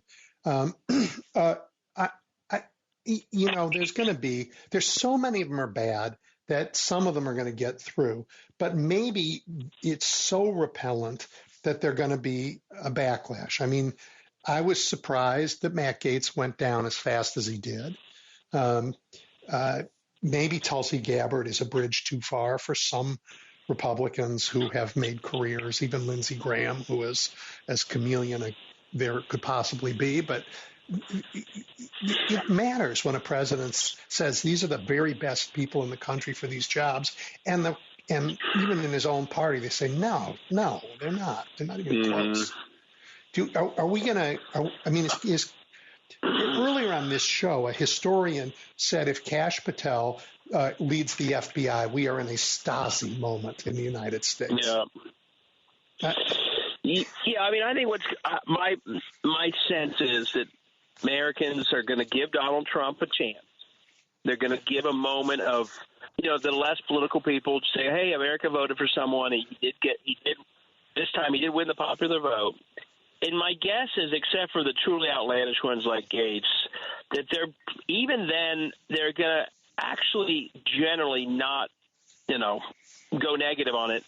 But it will be the results of screwed up people being in these agencies that make them upset. If RFK, if we have another, potential, health crisis and RFK Jr. blows it because of his crazy views, I think that quickly can turn things south. If Elon Musk and Ramaswamy start cutting into Social Security, doing those things, I think it will be less the nominations than if the people actually do what I think they will do, and the American people start to think. Or again, another example, and I did an article on this after the election. In Kentucky, every single county voted against a universal voucher, private school voucher plan that was on the ballot in Kentucky. They destroyed it. Okay, why? Because the people of Kentucky, including the most rural districts, they like their public school. They don't want their money going to some private school far away. Well, if Trump's Department of Education, we know it's McMahon, right?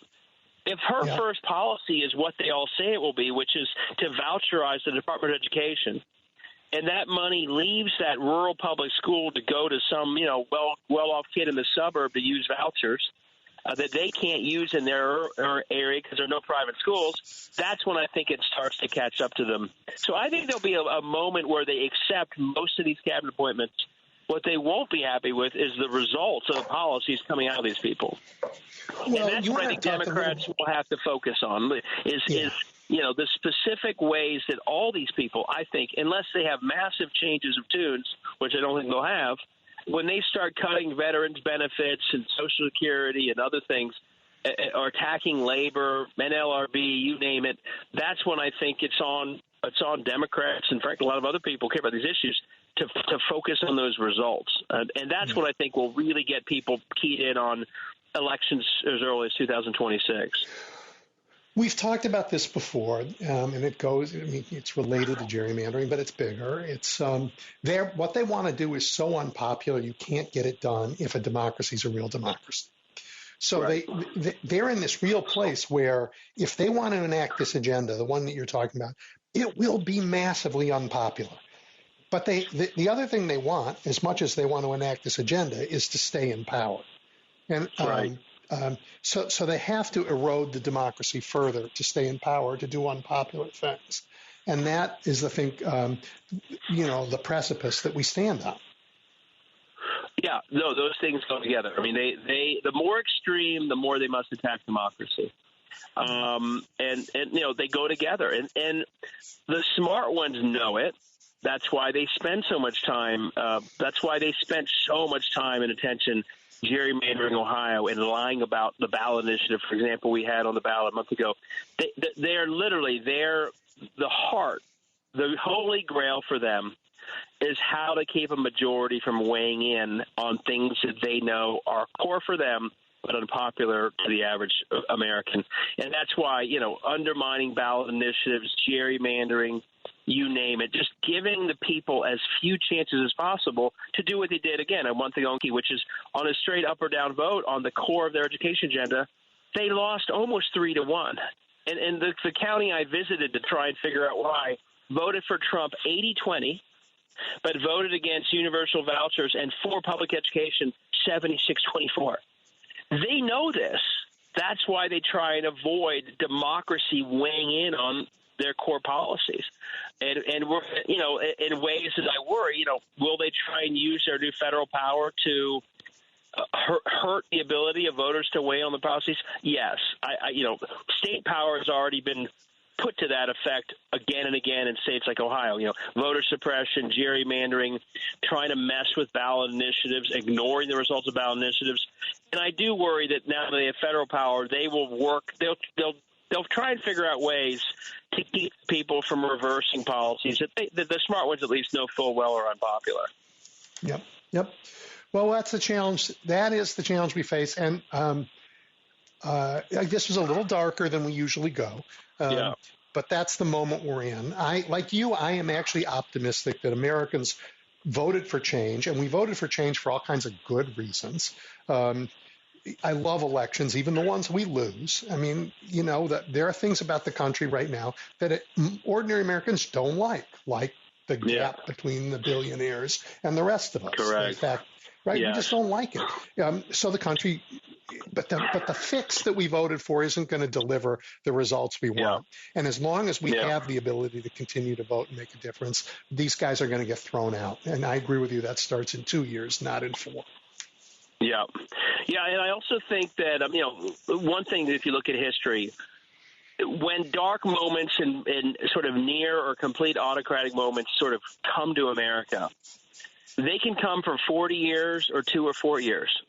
We've seen when they settle in for a long time, like Jim Crow. It's when one side really stops fighting for a little bit, and then the bad stuff really sets in. So what we do in the next 2 or 4 years could determine whether this sort of Trump sort of autocratic, billionaire-style leadership of our country, if we don't reverse it pretty quickly, the risk is that, like, my kids never know anything but that, and it sets in for decades. So those of us who know it can be better, we really have a responsibility to do whatever we can to end it as soon as possible, because if we let it linger for just a couple of years, it gets sort of into the heart of a place in a way that all of a sudden it lasts a lot longer. That's why, there's an opportunity, but there's also, I think, a responsibility of those of us who believe it can be better, who've seen it be better, to say, hey, it doesn't have to be like this, but we don't have a lot of time to keep that from happening. So I think the next couple of years are absolutely critical to keeping this from setting in for a lot longer. That's going to be our last word. David, as always, a great pleasure. Tell just people how they find your stuff, because it's so good. Well, I'm on Twitter, X at David Pepper. I've joined, like many others. I know you're on there because I see it, whatever we call them on Blue Sky. I saw your Blue Sky whatever we call the messages. Yep. I'm on there at David Pepper OH. And if you like this stuff in longer form and not long tweet threads, I'm at Substack at David Pepper too, and I put out something about every day on all these types of topics. Yeah, I know we're over time. I shouldn't do this, but one of David's new project is he's promised to bear witness, and he's writing about things every day to create a record. It's absolutely fabulous. You just don't want to miss it. Thank you. Yeah, all right, I'm David. excited to start that. Take care. Talk to you soon. Thanks. Bye. All right, we're going to take a break for the news, and Charlotte Clymer's joining us when we come back. You're looking at the big picture with Edwin Eisendrath on WCPT 820. Welcome back, everybody. A little after 3 o'clock here in the upper Midwest, and I am lucky to be joined again by Charlotte Clymer. You know her, veteran, trans woman, really smart, really thoughtful, advocate for all kinds of people and causes that everybody who listens to the show care about. Charlotte, welcome back. Hey, friend. How you doing? I'm doing good, actually.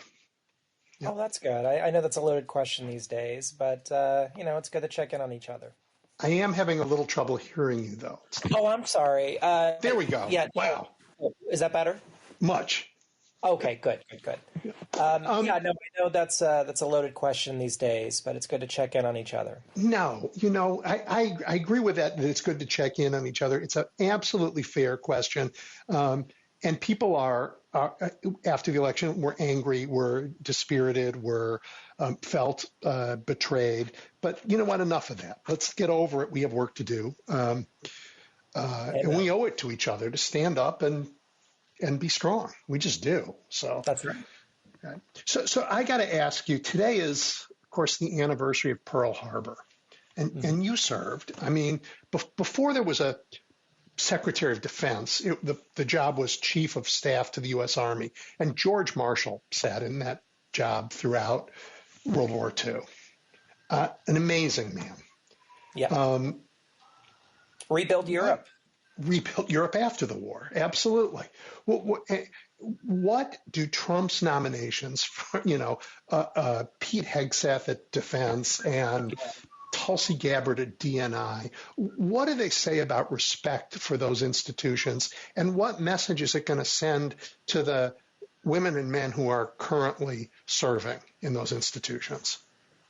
Well, first of all, when I look at past Republican presidential administrations, even if I didn't agree with the nominees, at least they were qualified to be in that position.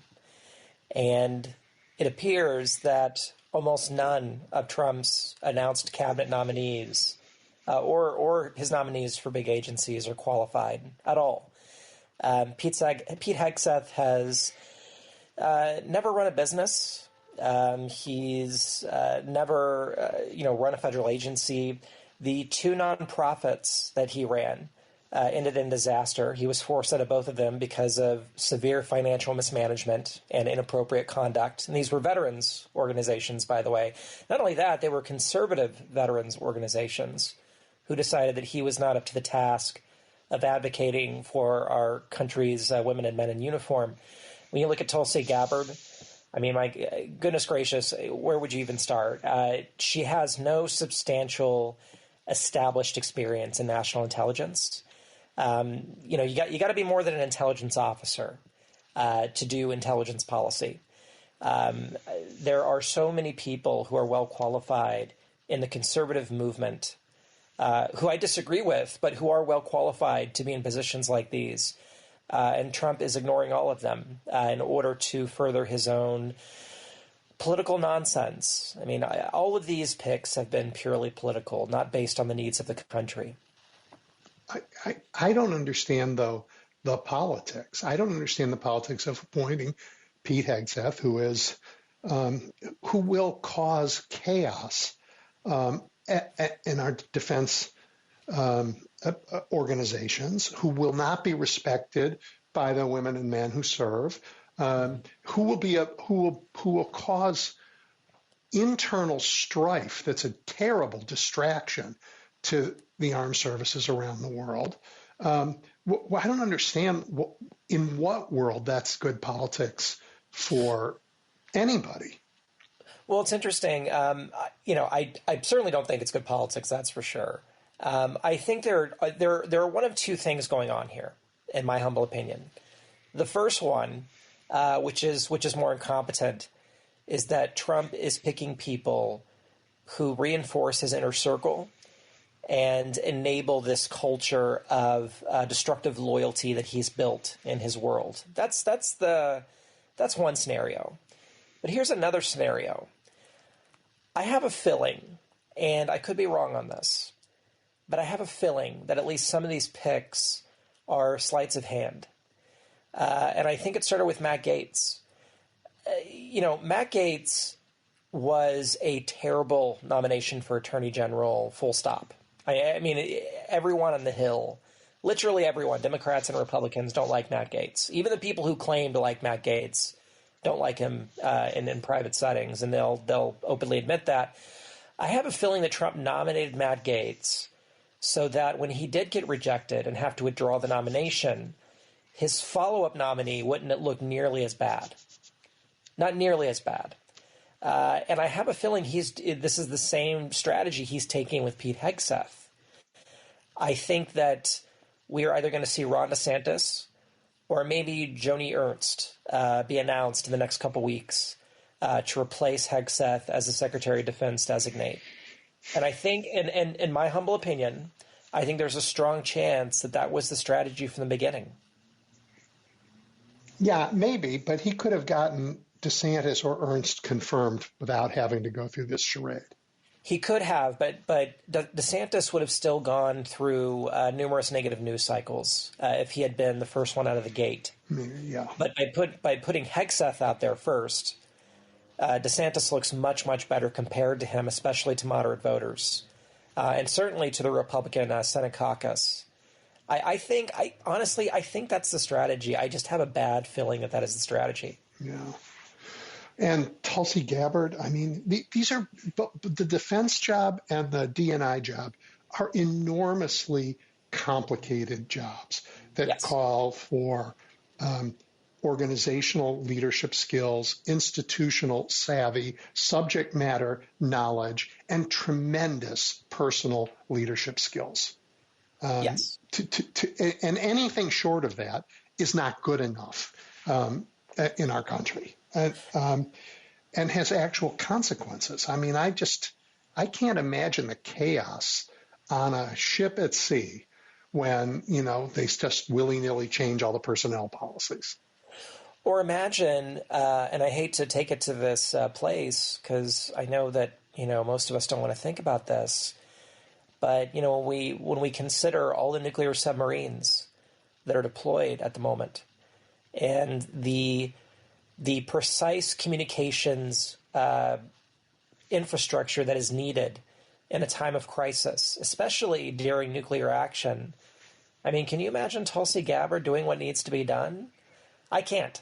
I'm sorry, I can't.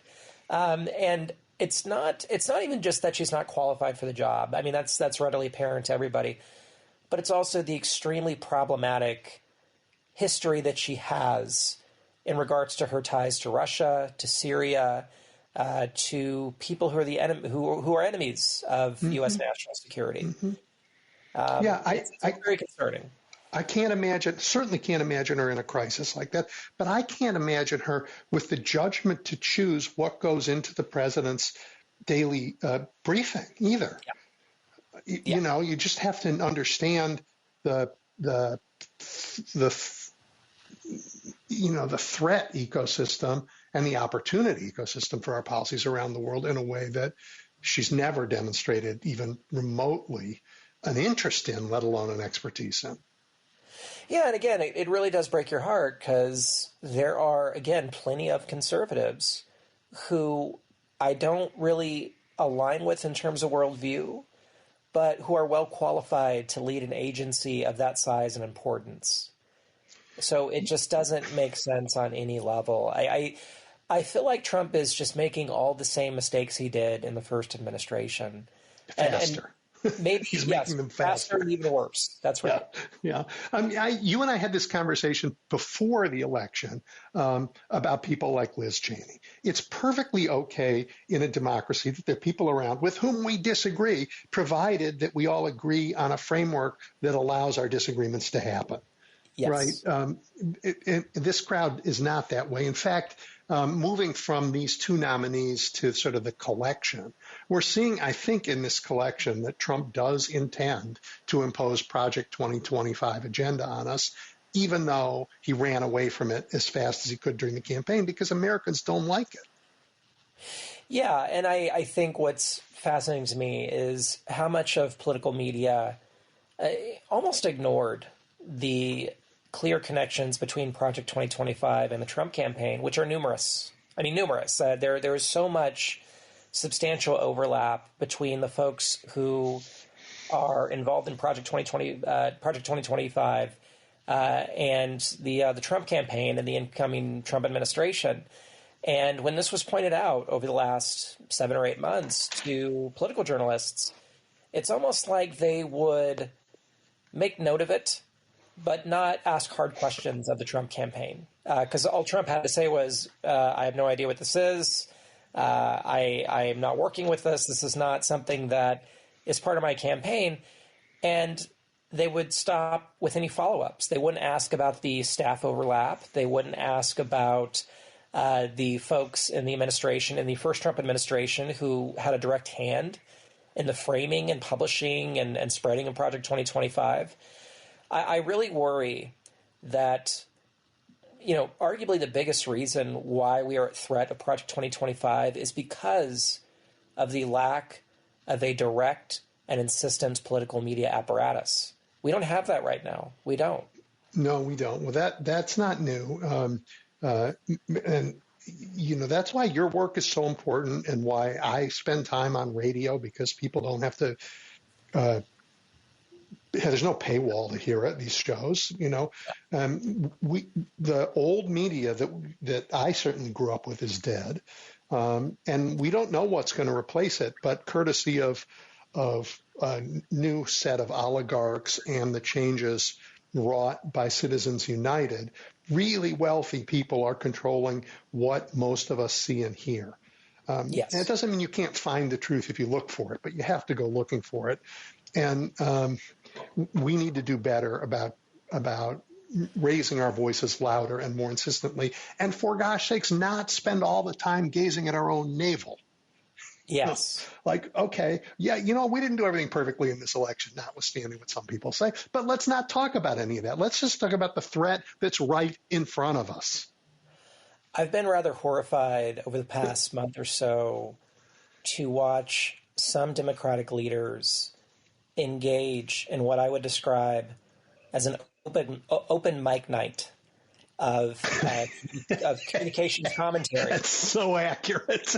I mean, it's really been painful to watch. There are a few Democratic leaders, and I'll be kind and not mention them, who have taken to social media or gone on radio programs and really just tried to. It's almost like you can see them with a pad of paper, just trying out lines to see what will work and what won't.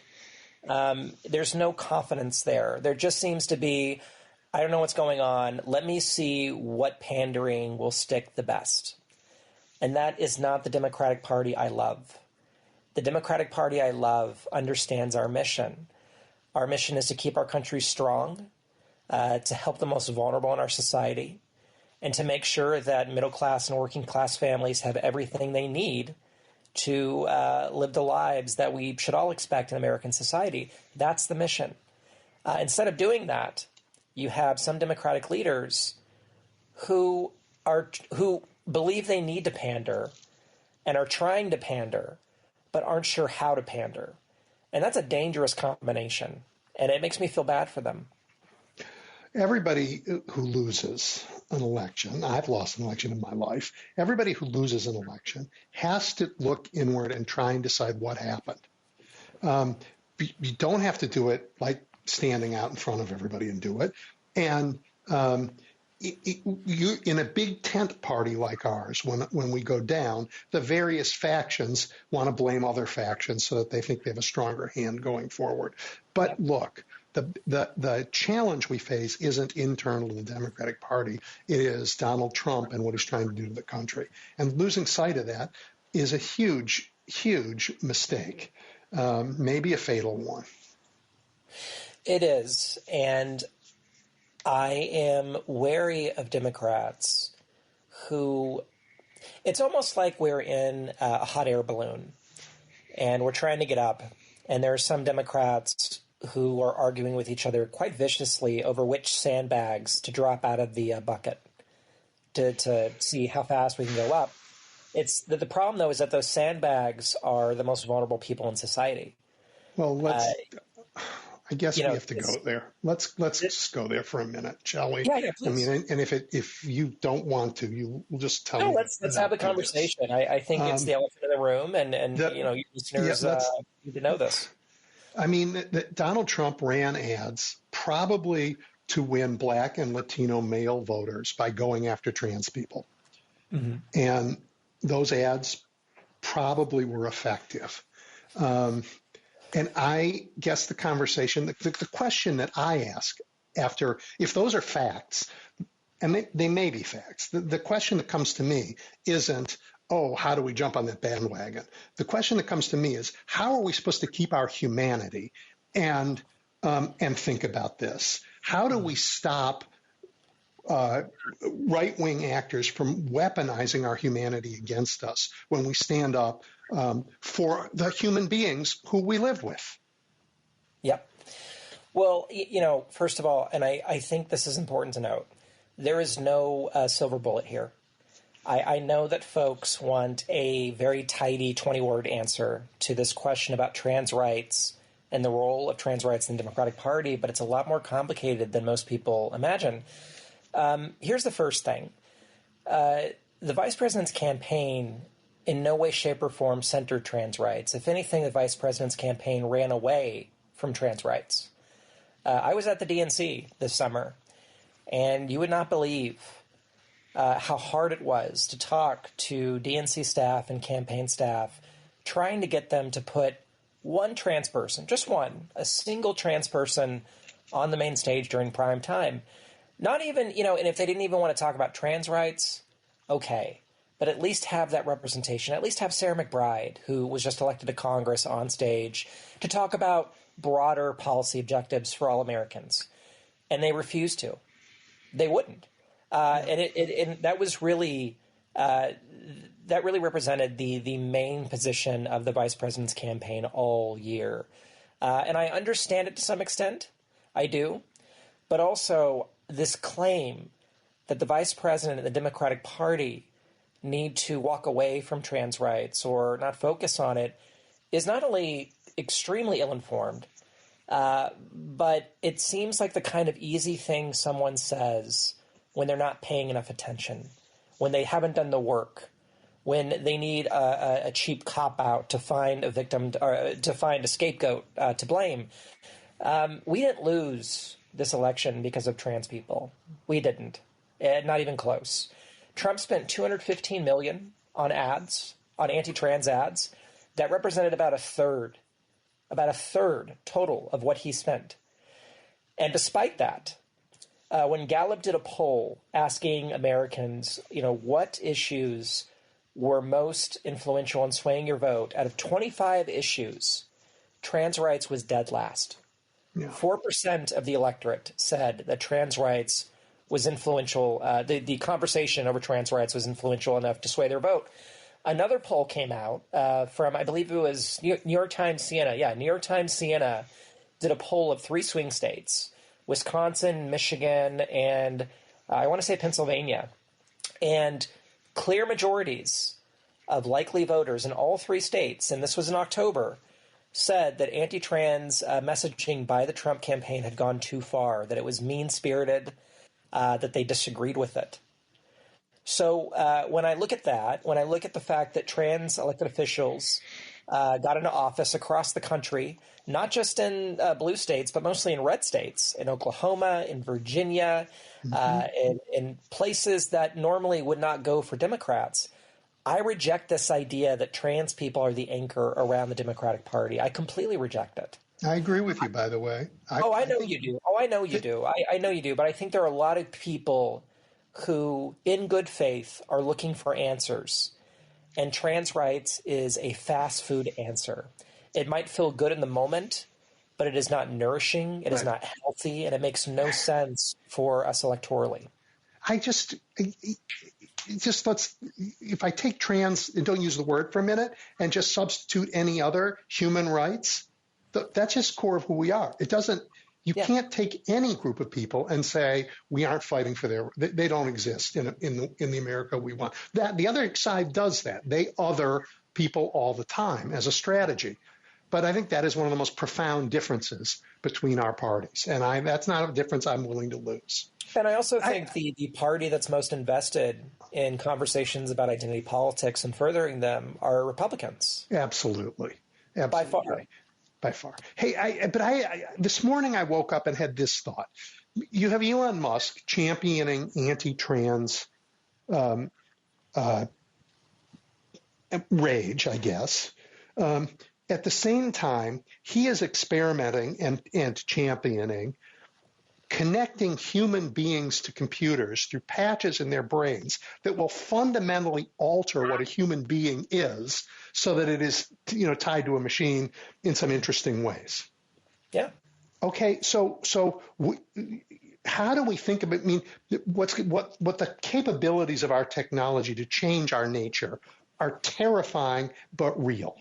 And we now have a Supreme Court sitting in hearing to say, no, we're probably not going to allow technology to help people who think they're in the wrong body. We're just not going to. We're not going to allow that.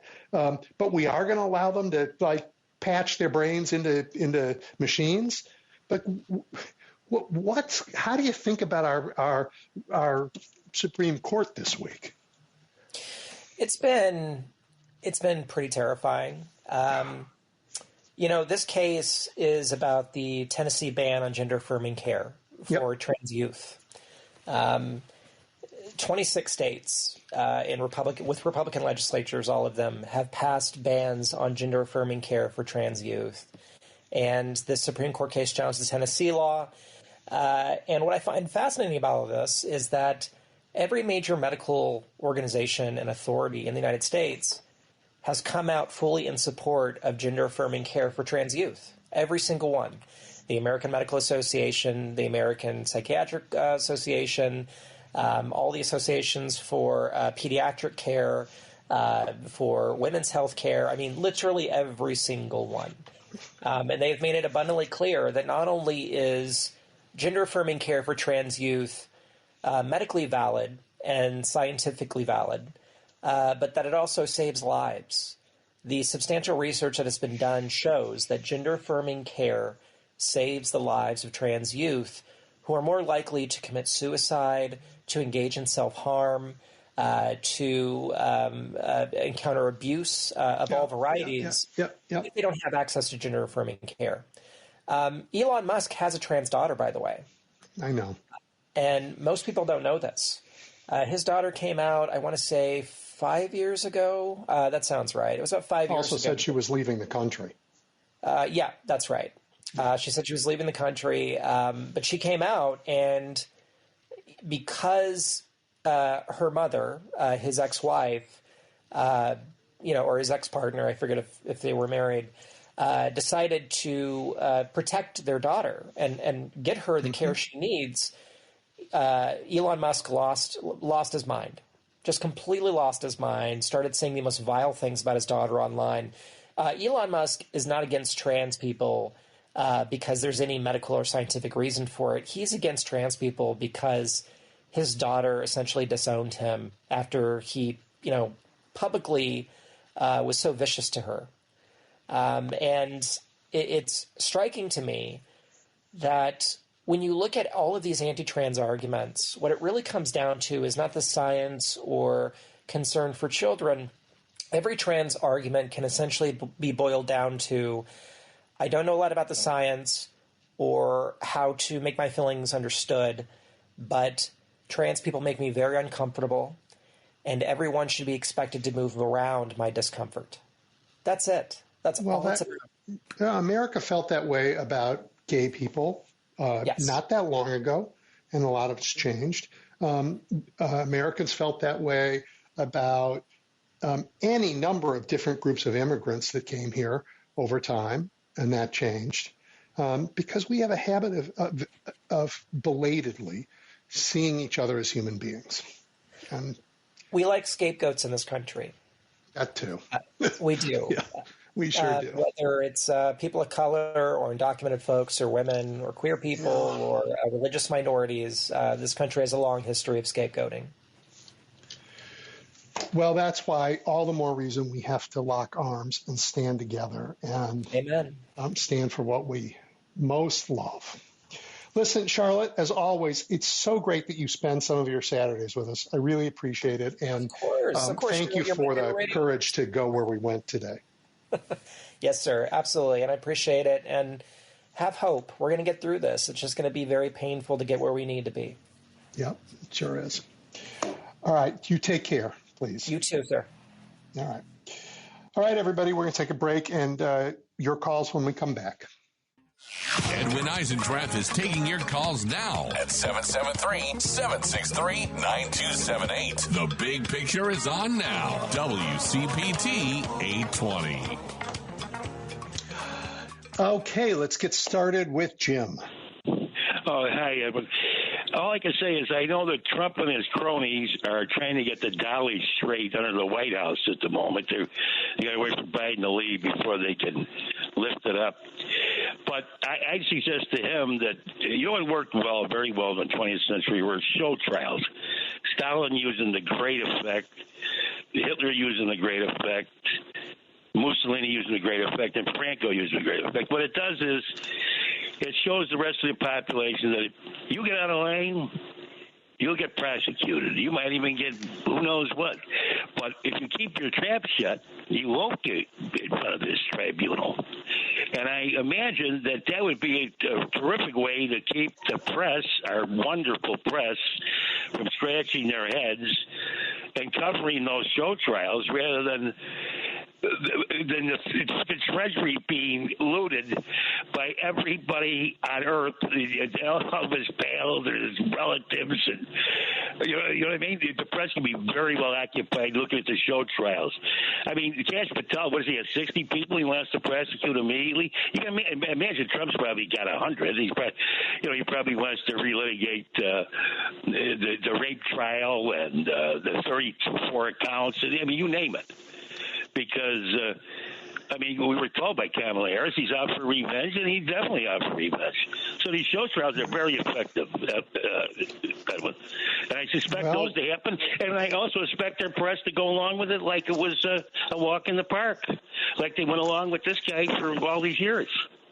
An insurrectionist. I'm done with talking about I'm done thinking about the press. There isn't a press anymore. What passed for mainstream failed us this election. Most of the press just reacts to what comes out of the right wing ecosphere. They never once held Donald Trump accountable for anything. But the justice system slowly did at least a couple of times hold him accountable. Now it won't finish the job because they didn't get it done in time. But that makes all the more importance for you to raise your voice, for me to raise our voice. That's why radio is so cool. Nobody has to pay for a firewall to get these things in their head. Man's a danger. Yeah, absolutely. But look at was the Supreme Court there clairvoyant that they were going to give him a dictatorial rule out of the thin air? And the other thing is, Edwin, what if he did demonstrate? I demonstrated in front of Nixon's White House with 350,000 people. I imagine if we did that in front of Trump's White House, didn't he want to shoot people in the legs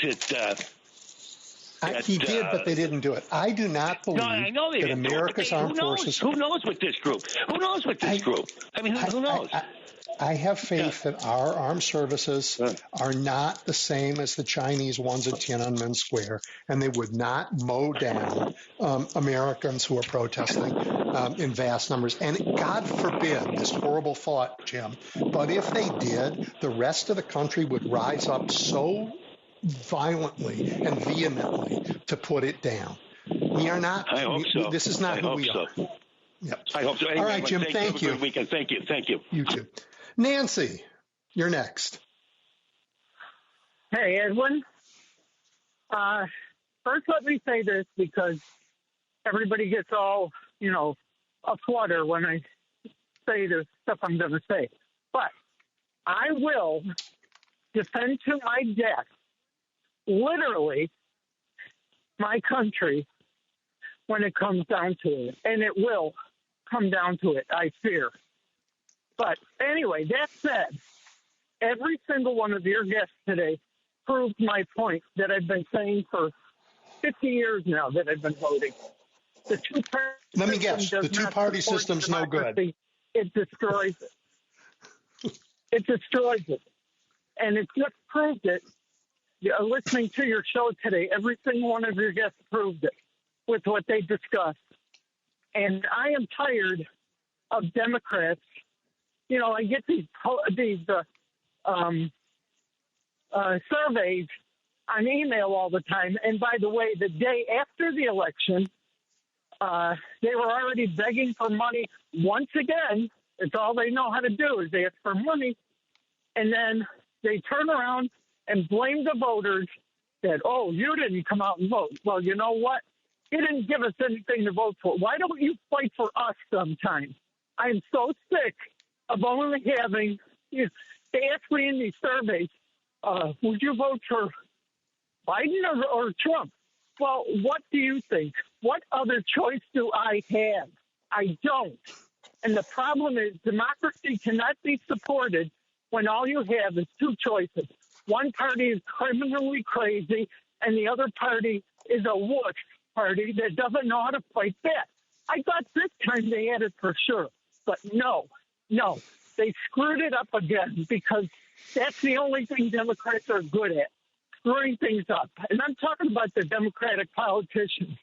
I'm not talking. And now we're at the point where, no, a kid in America can't dream of growing up to be president or a senator or anything. Because you know what? Most of us don't have the money because that's what it's all about. I've been told for 50 years now since I've been voting about how we got to get money out of politics. We got to expand not so Supreme Court. We've got to get rid of gerrymandering and filibuster and all that. What have we done? Nothing's changed in all the years I've been voting. Not a damn thing. Nothing. And then they turn around and blame us, the voters, when they don't represent us. All they do is, when you only have two choices, this is what you end up with.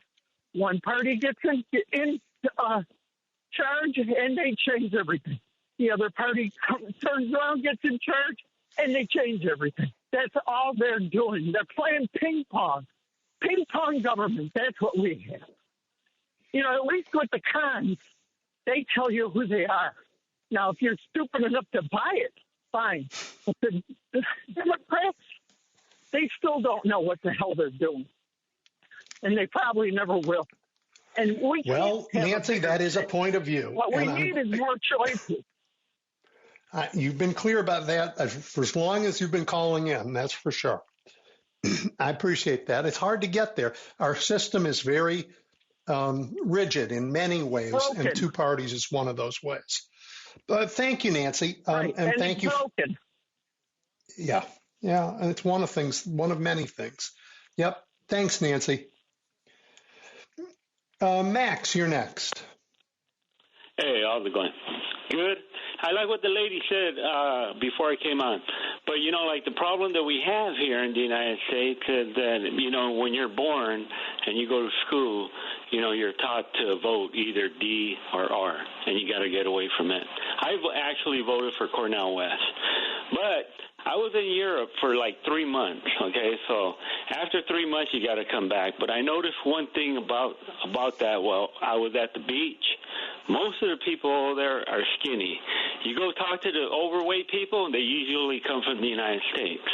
Okay, as I'm eating over there, I noticed a few things.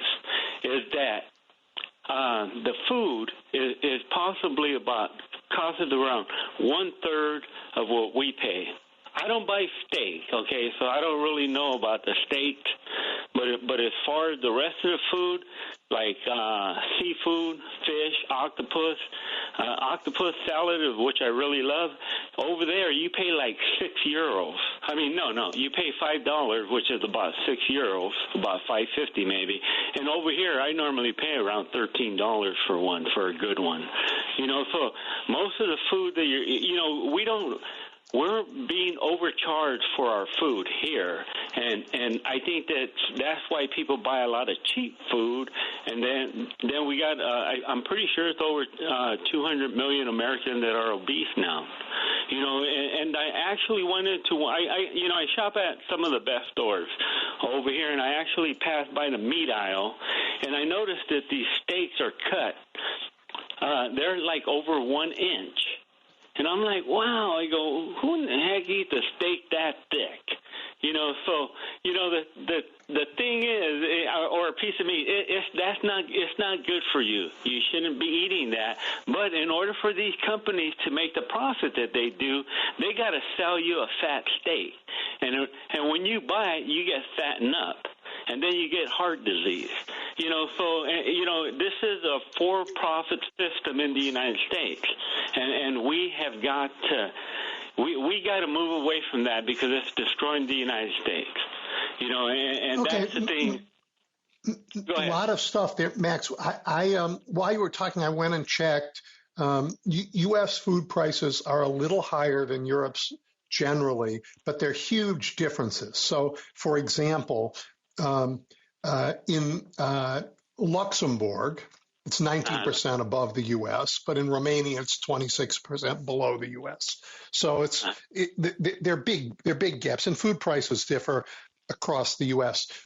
But your other point about our eating habits, our health, and the for-profit mechanisms that try to make food products addictive and high-priced, like in every other industry, we are in a weird place where capitalism produces abundance, but it doesn't produce the abundance we need, and it hasn't produced it in a way that everybody benefits from, which is why we need government to properly, not to get rid of capitalism, but to properly regulate it so that we don't have these unhealthy habits that make people rich. Okay, but remember, what you were talking about a little while ago, when Nixon had Kissinger, when they made their plan and they started moving our companies over to China and destroying the American economy and putting people out of work forever, so that right there, that's a Democrat and Republican business. That's what they did to us. So these people in office are not working for us. And people could say whatever, you got D or R to vote for, but these people are not working for us. And Max, that's why America votes for change. You start voting for someone else, what they'll do is they'll cut your votes off. They'll stop it because this is not this. You put in neoliberal. That's what neoliberalism. That's what type of economy we have. And if you look up what Mussolini said about it, it's corporate fascist and it's fascism. And that's what we have here in the United States. You don't believe it? Just type it in. The government even talked about it. It comes out on some magazine that the Republicans have. They've been talking about it for years, but the American people are not opening up their eyes to the problems that we have. We have to have Not a weapons revolution, but we need to have a revolution where people start standing up, speaking out, and not putting up with these people anymore. Because we know, okay, you're talking about Trump. He's a 5-time draft dodger, but so is Biden. Okay? No, he's not, Max. Yes, he is. And I got to move on. Remember, he said that he had asthma, but you know what? He didn't have the asthma after the day. Excuse me. Max, I appreciate this, and you've got a lot of good points in, but I also have a lot of callers, so you got to let me keep going, and we'll come back again next week. Thank you. Dave, you're next. Hey, Edwin. Hey, what is it with this Elon Musk with Trump at that Notre Dame opening? And where's JD Vance? You know, I don't know. Look, I think we entered an age of oligarchs. I mean, you know, Max, for all his passion just a moment ago, wasn't completely wrong. We Americans want something different than what we've got.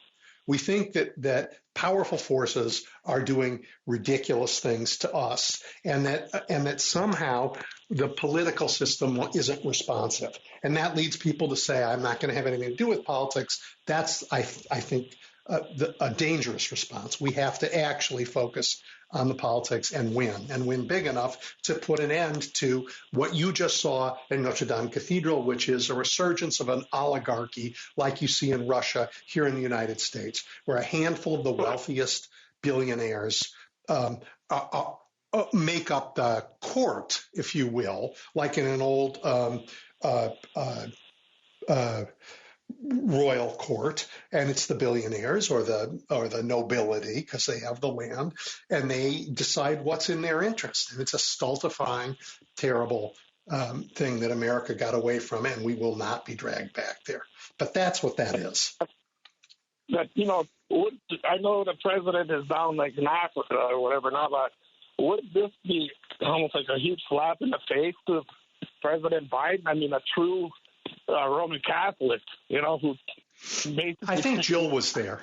I think Joe Biden was there. Yeah, Jill was. But I mean, you know, Joe himself, I mean, my God, he's been a true, you know, the Roman Catholic, you know, always, you know, professing his faith and that. And but Joe's where he wanted to be. Joe could have gone if he wanted to. Joe could have gone if he wanted. He should have. Well, I think he's important. He thought it was important to go to Africa, and I don't blame him, you know. He gets, you know, at the end of his term, he's doing what he wants. Yeah, I guess so. But Musk and that, you know, these pseudo, you know, VP, kind of like when Dick Cheney was the pseudo president under Bush the second and that, and Macron treating these people like the dignitaries. They're only private citizens until January 20th. Then they'll be the, you know, president, and then Musk himself, I don't know, he'll still be whatever, some citizen one or something with Trump, I don't know, but I guess, you know, Macron and France are kind of on shaky ground already when they lost their prime minister already, and